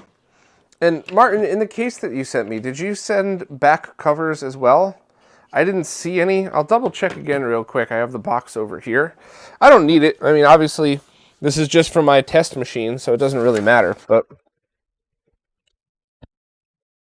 no, nothing in the box, and I think I emptied all of the bags out anyway. Not a big deal. Oh, it's no problem. This isn't, I already did the fancy live stream showing off how awesome these things are. This is just my own selfishly wanting one. So I did, for anybody listening, I do buy these things. I don't just ask Martin to send them to me, but a lot of times they end up with friends for all the right reasons. So am I not lined up properly?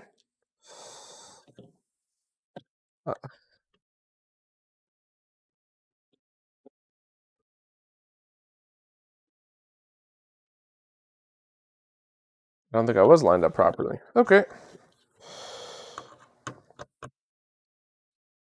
Yeah, there we go.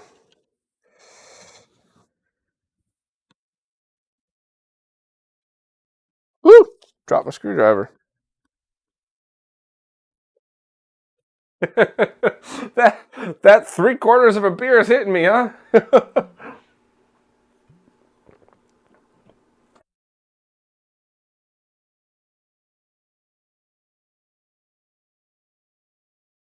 So I'm missing quite a few of these Genesis screws, so I'm just going to try to get the most important ones in.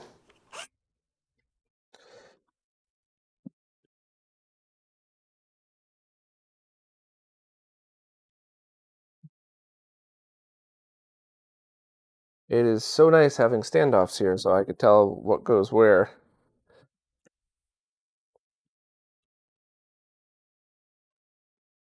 Come on.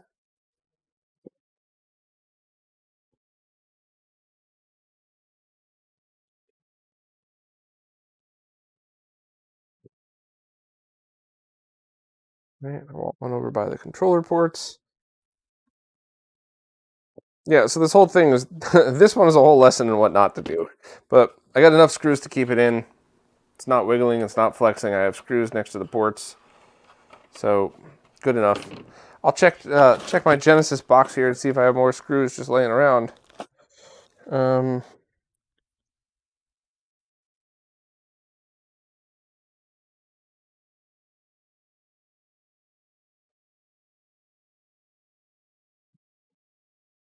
Yeah, that was it.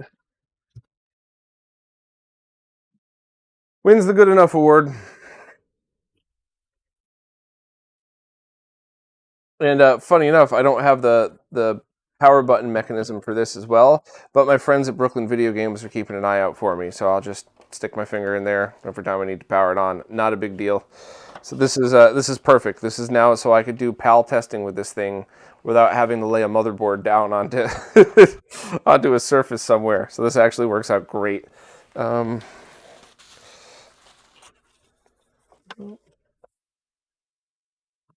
Martin did send these screws, so the case will come together nicely.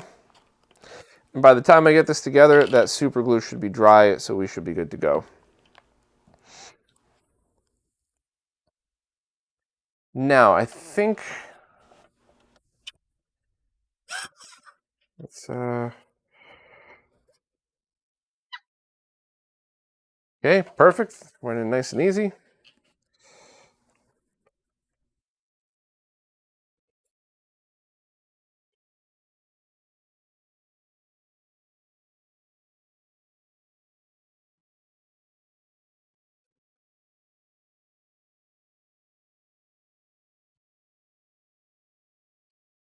So, does anybody have an idea? I wasn't kidding. Like, what something like this would sell for? I'm not a modder. I don't sell modded consoles. So, a NES RGB version one of the originals. That doesn't mean it's good or bad. It just I wanted to be clear, just in case, because you got to flash the right firmware on it. Already flashed, already working. Unit might have had some issues, but it seems to be working fine. It's got the Real Phoenix's external port on the back that uses a Genesis 2 mini DIN on it, and it has in-game reset and everything built in, so you could change the color palettes and reset right from there. I don't even know what it would go for.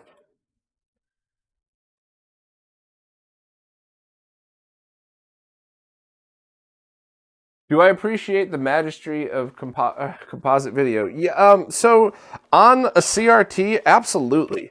And in fact, I went off on that whole long, boring rant last week on the podcast about those cables that are RGB and composite, which I just think is awesome. Because like if you're on a Sega Saturn and you're playing Afterburner, you want RGB because you want that shit to look like an arcade. But then you switch over to Nights into Dreams, I want composite. I want to see that beautiful blending. So I think it has its place. When you're scaling to 4K, that's when it starts to get a little bit like, I'll take the dots and the bad transparencies over that any day of the week.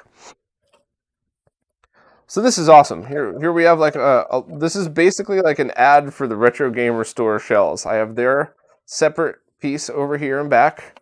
I'll be getting the new cartridge mechanism whenever Brooklyn Video Games finds me one. But this is perfect. And now I have a way to keep my PAL Mega Drive set and not worry about it.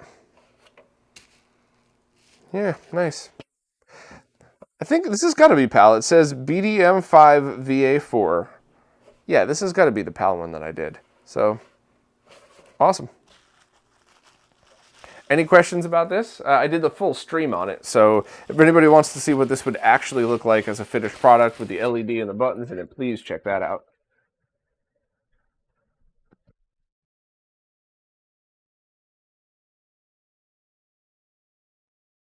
Red herring, I'll tell you what, how about you go and design a motherboard for me to put it... Oh, shit, you already did! Oh! Sorry, I'm a dork, I can't help it. Okay. There's this console's back in. Yeah, a couple months from now, hopefully you'll all be back to see what that looks like with the clear shell on it.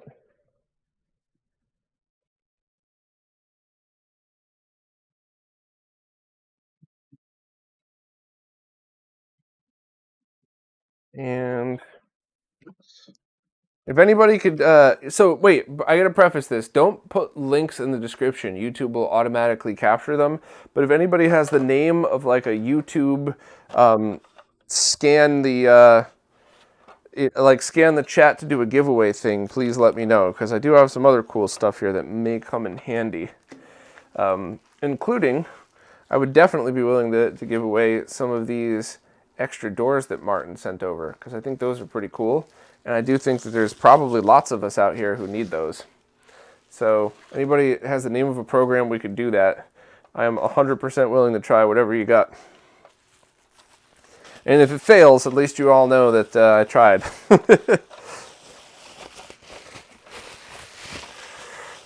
Okay, I'm putting this in.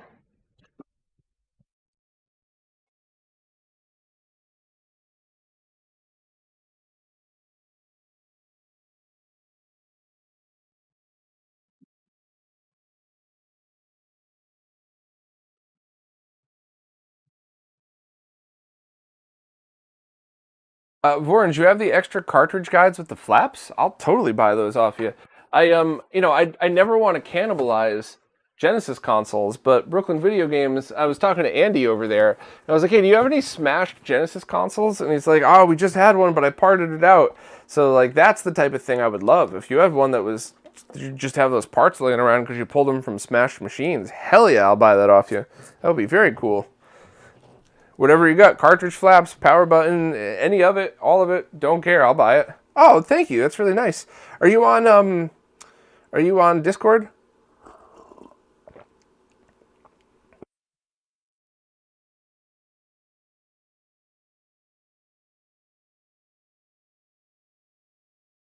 Yeah, all right. Hit me up on Twitter and I'll respond through there.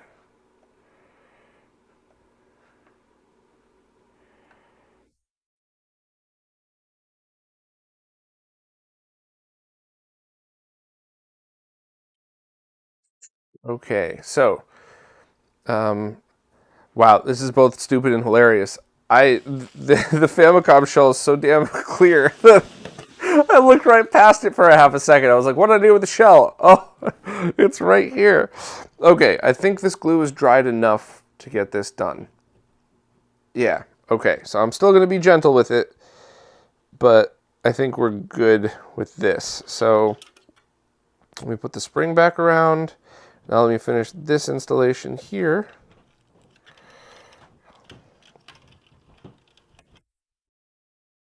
Okay. And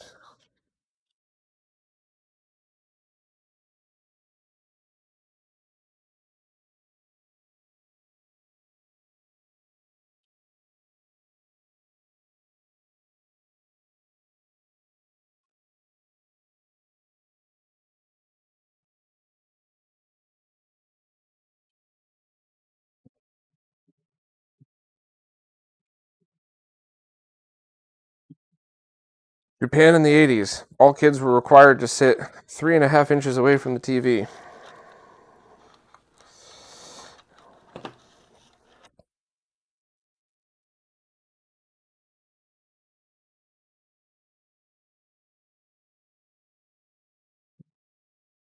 Is there enough play to leave these cables down here so I could just kind of marvel at the awesomeness of the clear shell above? I never quite remember.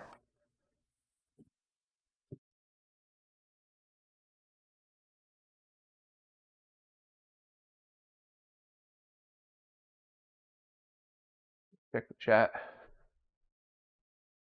Uh,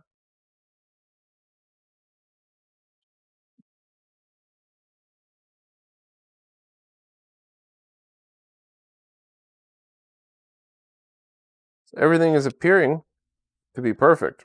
So let me very carefully add all the screws back in. Only thing, the wire management, what do we think about this? Am I able to have it underneath the Famicom expansion port like this? Or do I need to do it elsewhere?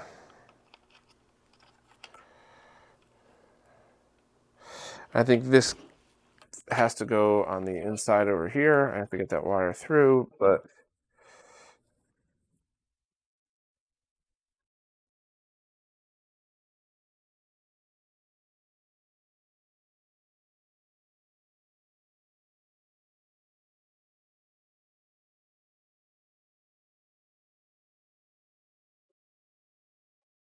I think we're good like this.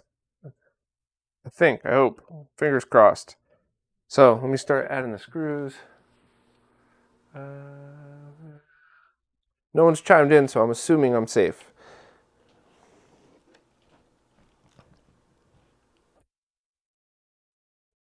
These screws, I'll start with the cartridge screws.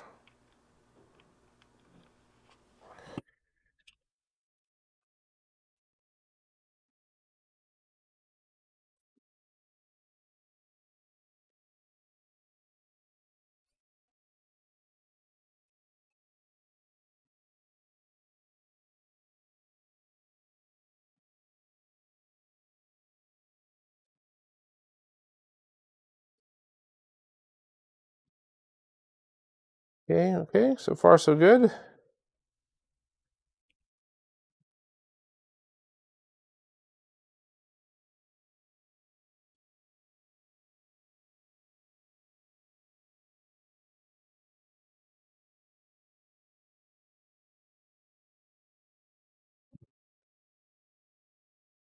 Obviously just being super careful, not just because of the nice shell, but also because that super glue is dry-ish, but not really.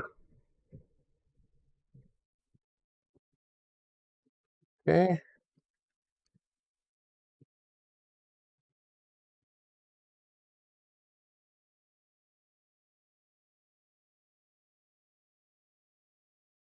Four more screws here, and then I will try the rest of it. And then there's something kind of neat that I want to try with all of you. I want to try with all of you here on stream. Maybe it'll be a disaster, maybe it'll be perfect, maybe no one will care, but I think it's more fun to do it with people, so we shall see.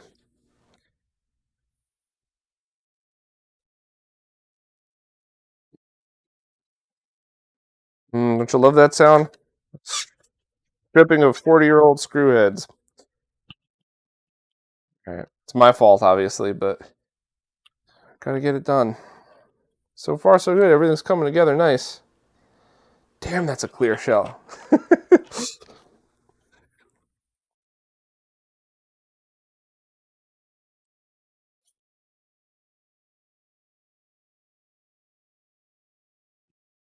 Right.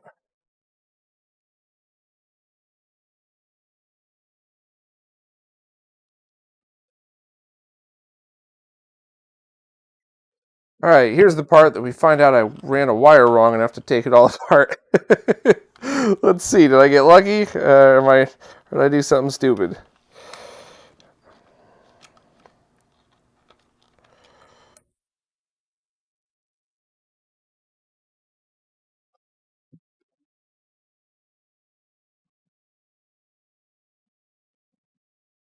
I know I have to put the controller things on the bottom. I didn't forget about that. I just want to see if this lines up and if there will be pinching.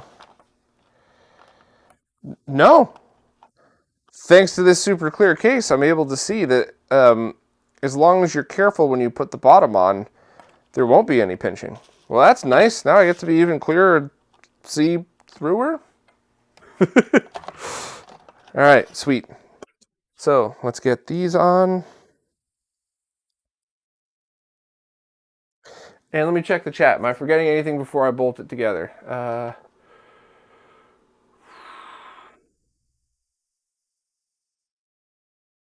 I know Darren. I don't know Darren Brown. I know who Darren Brown is. I think he's pretty awesome.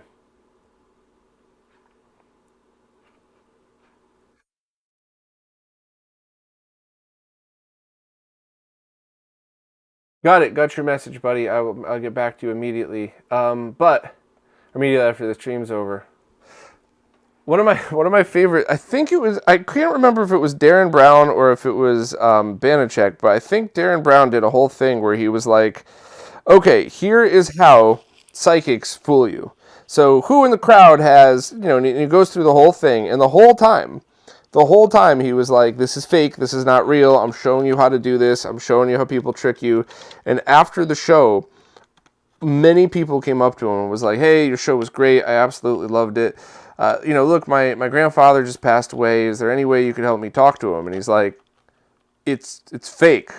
You paid me your money so I could explain to you that this is fake. Like that's why you came to my show. And they're like, yeah, I know it's fake. But like, can I talk to my grandpa real quick? I was just like, what the fuck? I mean, I get part of that, right? I liked Iron Man and the original Avengers movie. Not one part of me thought that that was a documentary about how aliens invaded New York, but I still really enjoyed the movie and I didn't mind suspending disbelief for it, but a little different. All right, so I don't know if it's coming out on stream here, but I'm pulling down on this as I'm putting it on to make sure that that cable isn't pinched under this part right here. Hopefully that's coming out okay. But that looks great. I mean, that looks exactly what I needed. I do have a weird cable pinch thing going on the right-hand side, so let me just kind of take a look at that and see where I could remedy it if it needs to be, or if I just need to squish around it.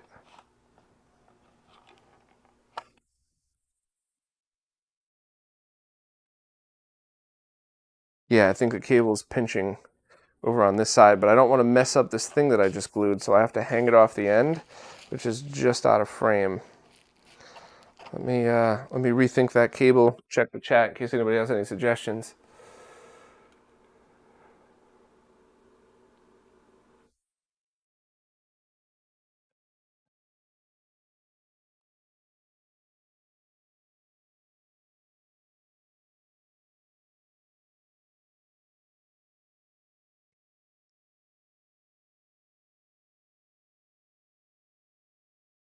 All right, so how are we going to do this?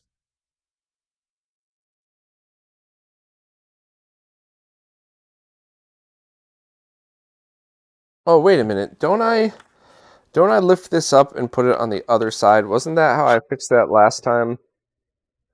So we have this. Yeah, I guess I would need to take the other screw out too. Fingers crossed I don't ruin this whole thing. All right.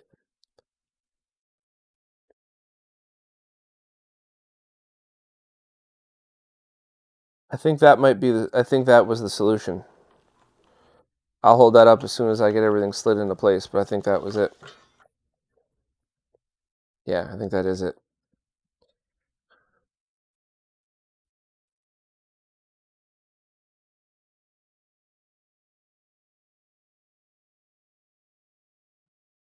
I'm gonna need some pliers to make sure that that wire is correct, though.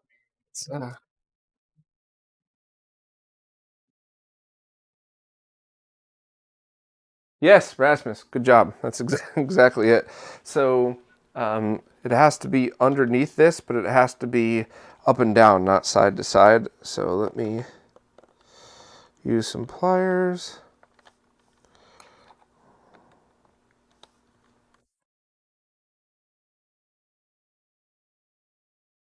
Yeah, all right, that was it.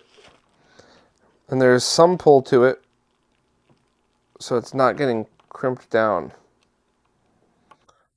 All right. That's the power switch, so if this thing doesn't turn on, we know why.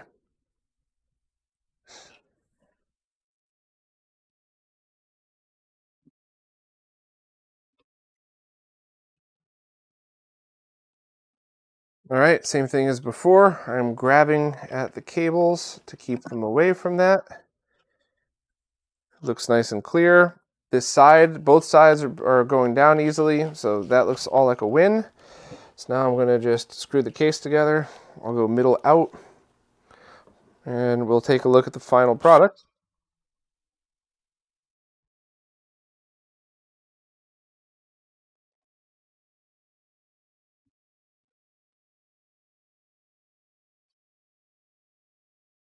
Okay.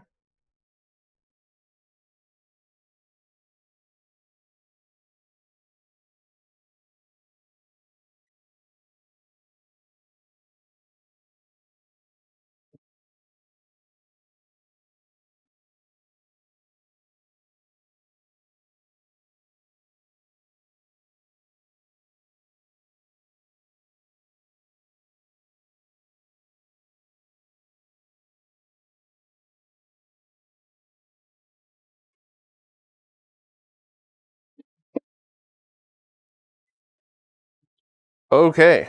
I just got to put the red flap back in, which is just bending it sideways.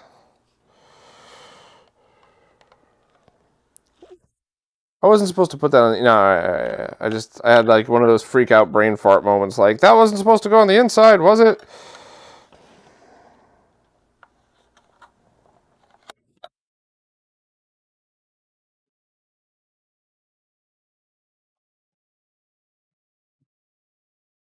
I gotta get the bubble wrap out of the way so it's not. There we go. So this thing is freaking gorgeous. Wow. Let me get these out of the way.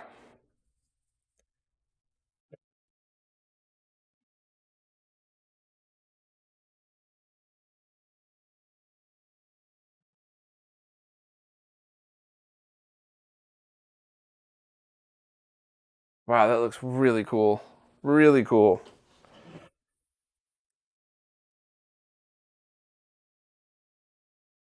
Oh man, I love it. This is so nice.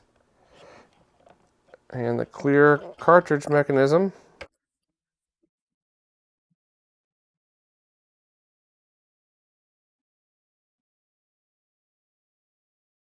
It slides, but something's up here. What did I do wrong? Is the cable in the way?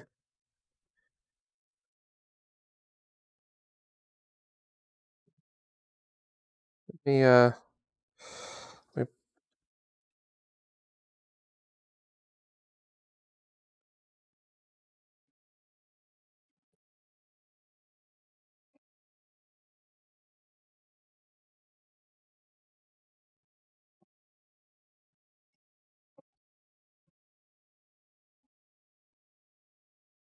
So it works perfectly. It's not pulling back as easy. Am I tightened down too hard somewhere? Is it catching somewhere?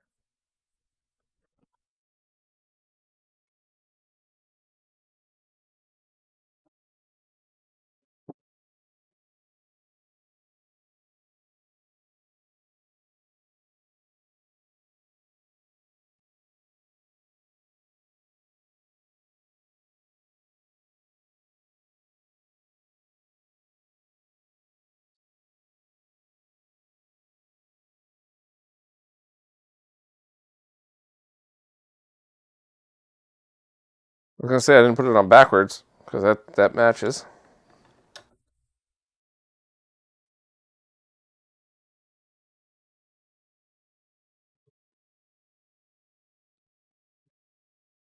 So this is awesome. I think you just have to pull it back when you're done, or let's see, when you put this up like this, if I'm inserting a cartridge, yeah, you'd have to pull it back manually. So Martin, did I do anything wrong here? I mean, it's very likely that I did, but the spring isn't pulling it back. I don't know if it's caught. If maybe it's just the tolerance of the 3D print, because no two 3D prints are identical.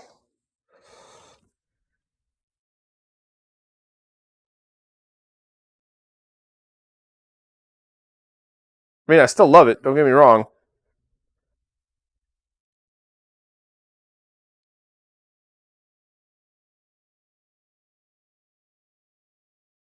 Huh, it should get back because of the force of the spring. Well, let me loosen up. Let me grab that screwdriver again, and let me just lightly loosen what I had done. Maybe I just tightened it down a tiny bit too much. Certainly is possible.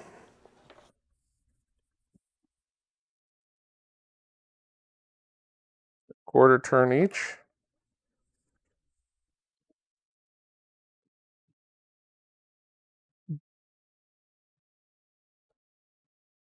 No, what could it be caught on?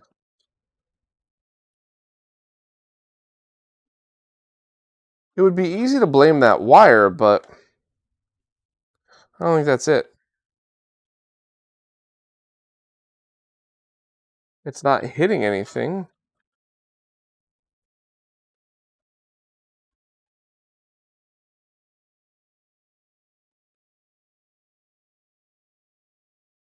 Huh, weird. Well, let me,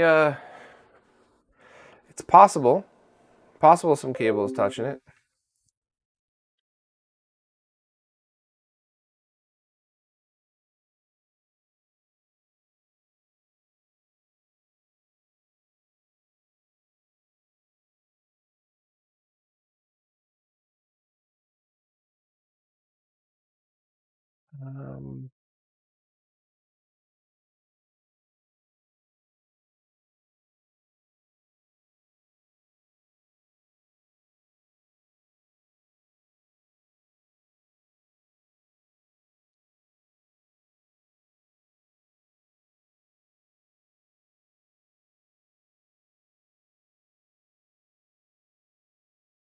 So, by the way, I'm looking up YouTube comment picker, and all of the ones that I've seen are for not live streams.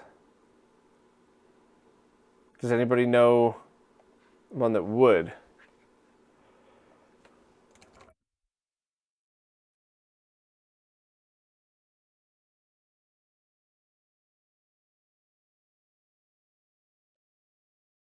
Yeah, nothing for live.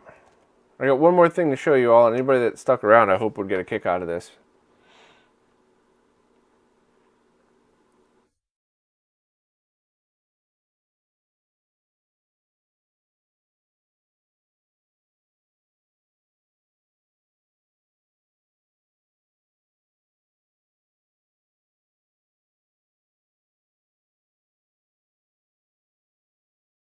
Yeah, I'm not finding anything at all. All right, well, now it's time to have some fun with this new case here. So let me power this on over here. I will get the camera turned over, and I think you all are probably going to figure out what I'm doing real quick, but I'm still not going to say anything until we get it all up and running.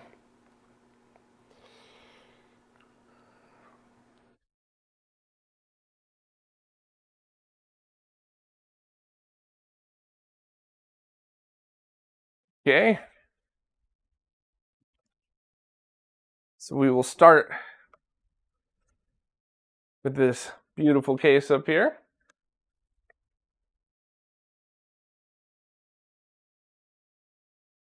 The original Famicoms, are those are Genesis 2 or Genesis 1 as well, right?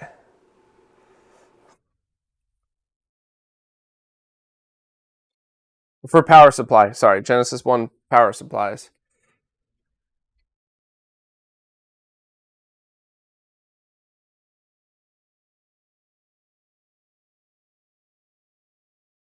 We have the RGB blaster and Crix's Everdrive.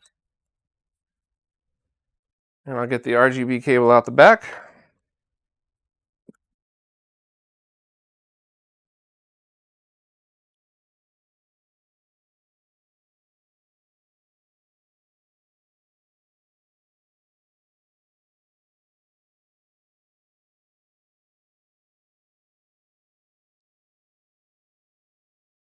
Yeah, thank you, Daniel. That's what I thought. That's what I thought I did last time on stream too, and it worked perfect. But I'd rather ask the question and look stupid than blow out a console and look stupid. That's for damn sure. All right. Is there enough cable length with this?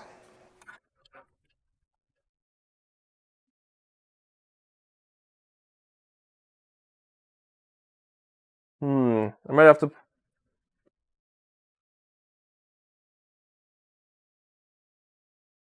Yeah, let me see if I can grab an extension cord because I don't want to pull the console out of view.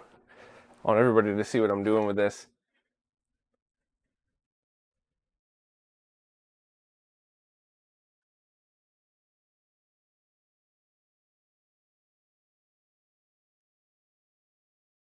Luckily, I have one of every cable ever, so an extension cable is one short grasp away.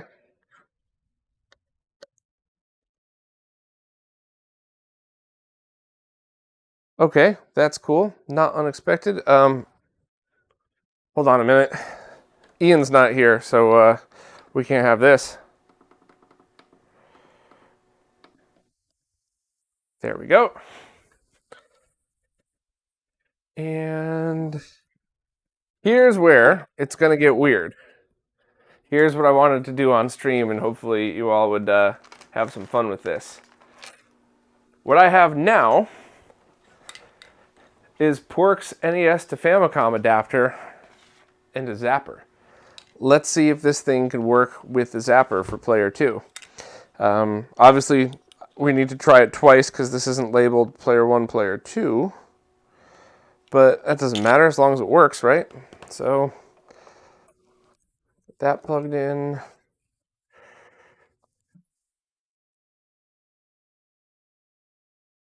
Interesting. So it's not.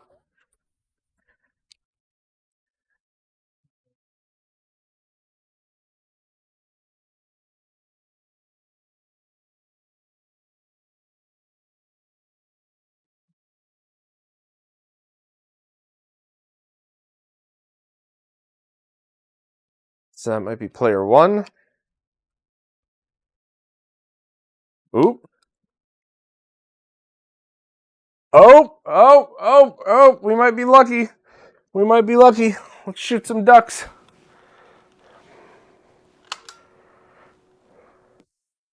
So, what you're seeing here is a couple of things. Obviously, we have Martin's beautiful retro game restore clear Famicom shell that we're showing off. That was the main, one of the main reasons of the stream, that and the NES shell.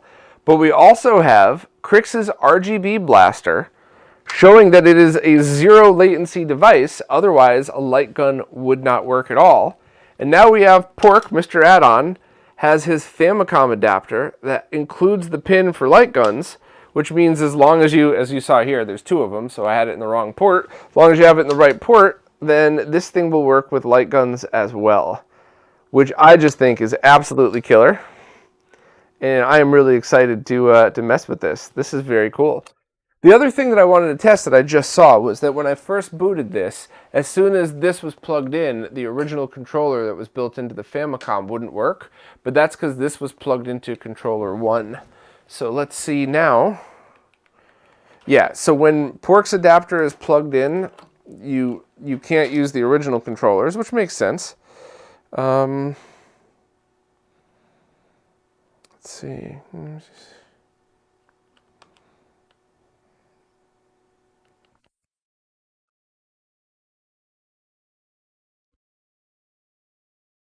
Let's play the dumbest light gun game ever. Chiller. Start. So you basically just shoot stuff. There's not much of a point to it.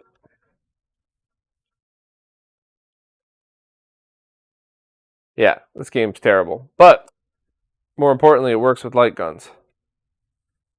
So that is so cool.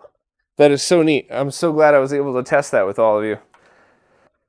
So the only thing would be you would have to have an NES controller plugged in, or you just unplug this, use the Famicom controllers to boot up your game, and that's it. That is really neat. So I'm going to go back and check the chat now. Does anybody have any questions? And more importantly, does anybody have a way to give that stuff away? Because if not, I'll have to figure out, I'll just figure out a different way to do it after the fact. So let me check chat, see what we got. Let me get this down. It's not in the way, right? Yep, okay.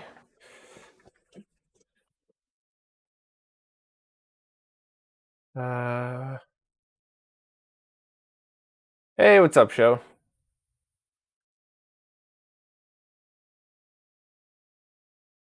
Yeah, Analog Beast. I am not unplugging that light gun until I grab a silver Sharpie and write P2 on that one.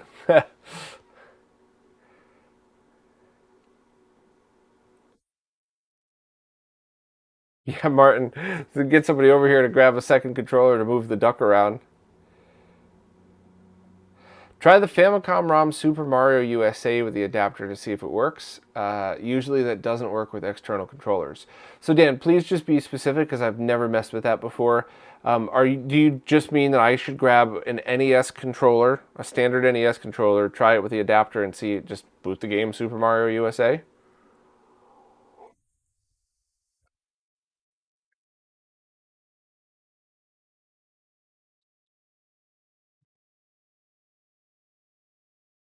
A Famicom to NES controller? Lionheart, do you mean the one that I'm showing or do you mean the opposite? You gotta mean the one I'm showing, right? I'll have this. Thanks, Dan. Let me.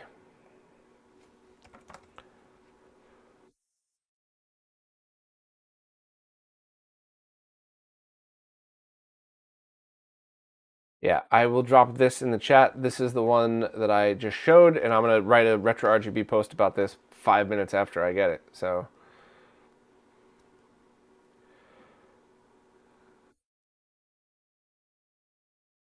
Okay, you got it. Let me do that right now, and then we'll call the stream after that. And I guess nobody figured out how to do a live chat giveaway, so I will figure out. I'll figure out a way to give this stuff some way else. Okay. Got my NES controller right here. Is it one of the? Is it actually called Super Mario USA, or am I gonna have to try to read something in Japanese? Because I cannot read Japanese.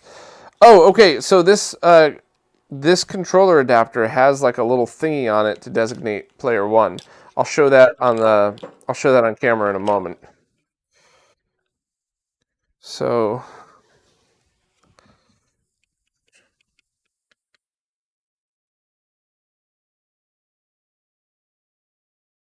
that's weird.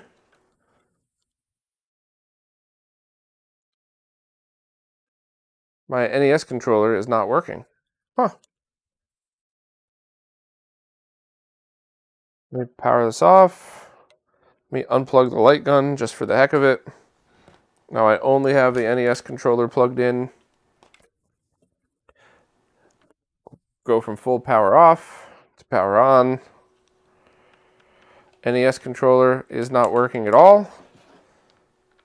Neither is the Famicom controller. Well, that's weird. Unplug this. Famicom controller starts working again. Huh.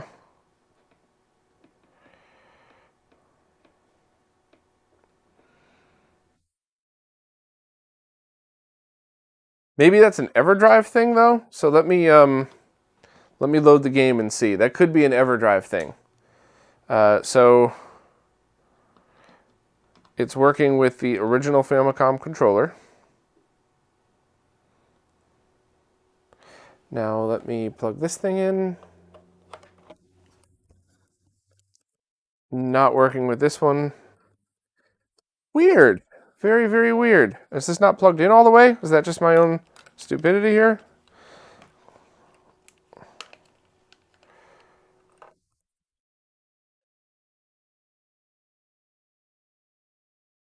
All right, so I will try regular Super Mario Brothers to see.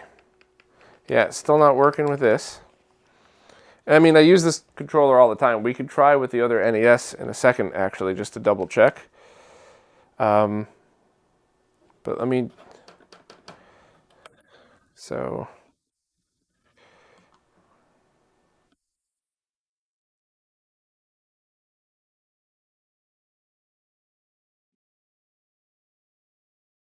All right, US Super Mario Brothers. This is working.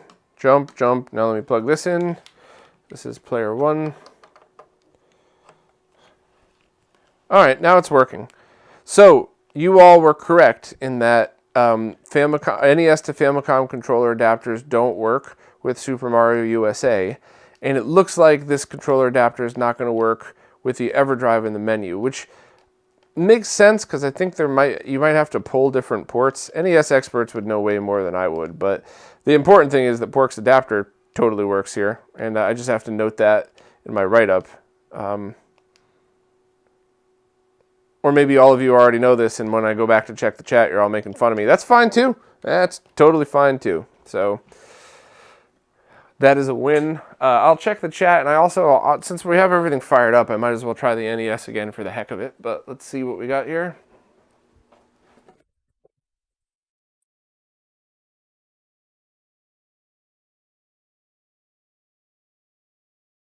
Oh, thanks for watching, Monkey Man. I love doing them. They'd suck if you all weren't here with me. Yeah, Dan, good call. So I will make a note of that. This isn't going to miraculously make your make anything compatible anymore. It's still going to have the same incompatibility issues as every other Famicom adapter. So let's play a minute of Contra here and just see.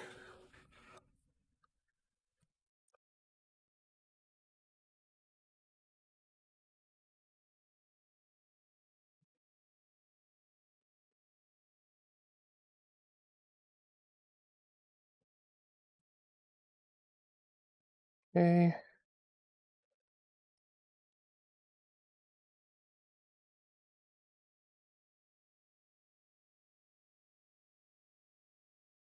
I mean, this is a pretty damn cool way to end the stream. If that clear NES is working, and if putting it in a case without the metal shield is all it took to fix it, then that just saved me a lot of money.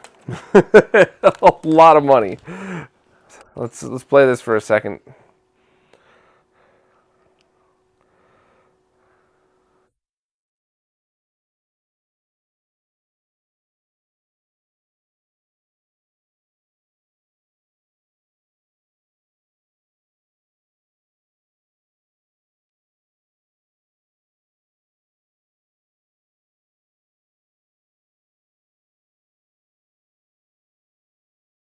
I'm trying to change the color palettes.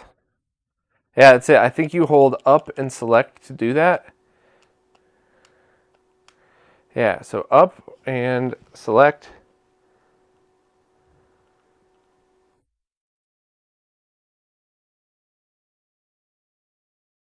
That was working before. Let's start. Let me look that up, but heck, I'm very, very excited that that NES is working again. That makes me really happy.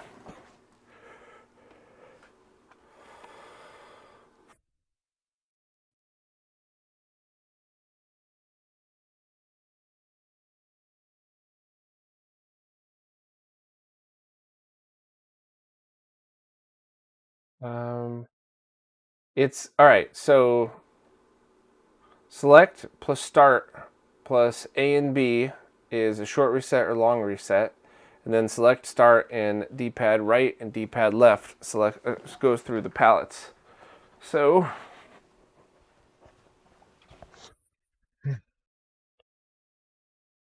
yeah, look at that. I know which one that is. It's so funny which palettes look great with Contra that just look terrible at every other NES game. Oh man, that's perfect. And then it was the in-game reset works too.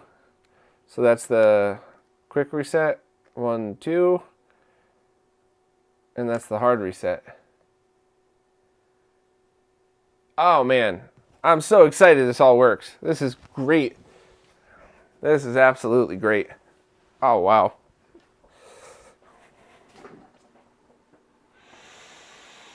Yeah, Pasket's NTSC.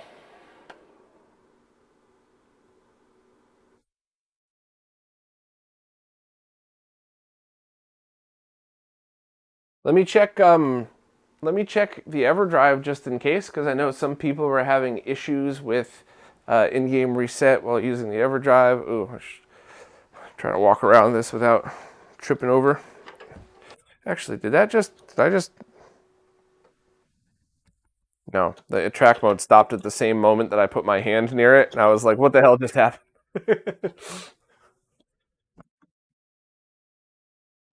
All right, Everdrive. So it obviously worked with an original game, no problem.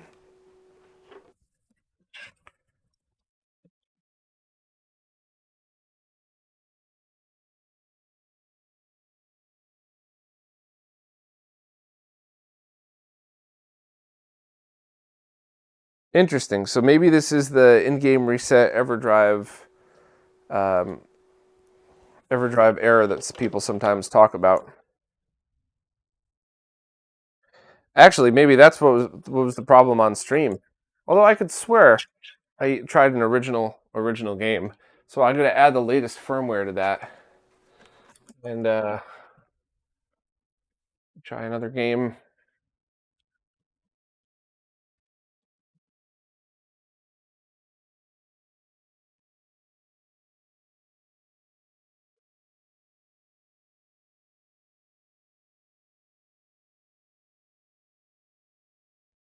So now I'm wondering if I cleaned any of these games in the past 10 years. Damn it. This is what I mean, though. This is why I wanted this console to go to a modder who could pop this open and just be like, you forgot to clean your game. Or, oh, yeah, it's, it's the reset pin number 6 that defaulted off or some shit.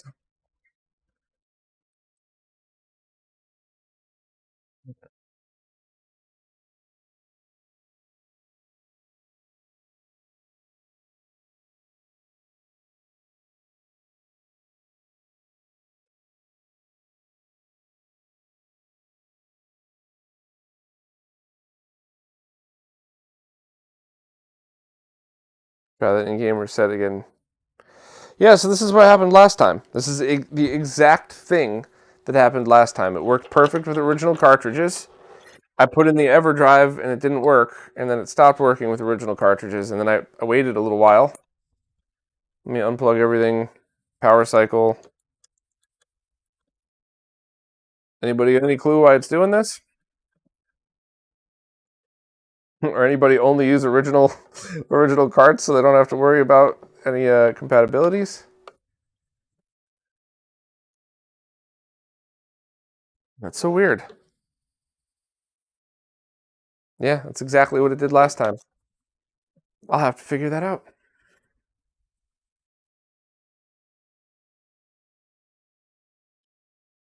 Apocalyptic Minister, I wish I could. I think that would just be so much fun.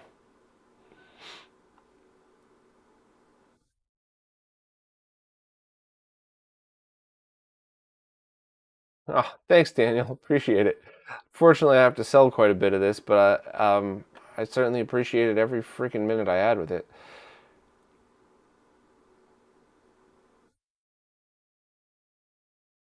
The past wants to know how I would feel about us doing a setup send-in where I look over things and make comments. I would like that. I'd like that a lot, and I just every video is going to be me going, "Oh, that's cool. Oh, did you try that? Oh, I like that too." But yeah, maybe we could think of something like that. Maybe we'll talk about that in the next Q&A or something and figure it out. Daniel, Everdrive N8 NES needs to be resetted a couple of times because of the lockout. But yeah, the original cart, that's the thing. So why would it not work with the original cart? What a pain in the ass.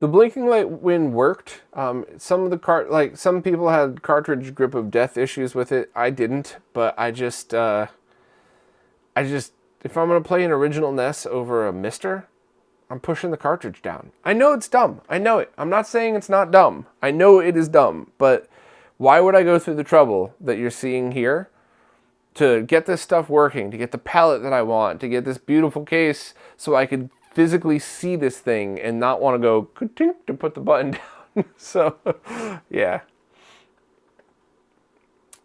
All right, well, I guess that's it. I'm going to have to figure out how the heck to do giveaways on here. Martin, thank you as always. Really appreciate it. All of you, thank you so much.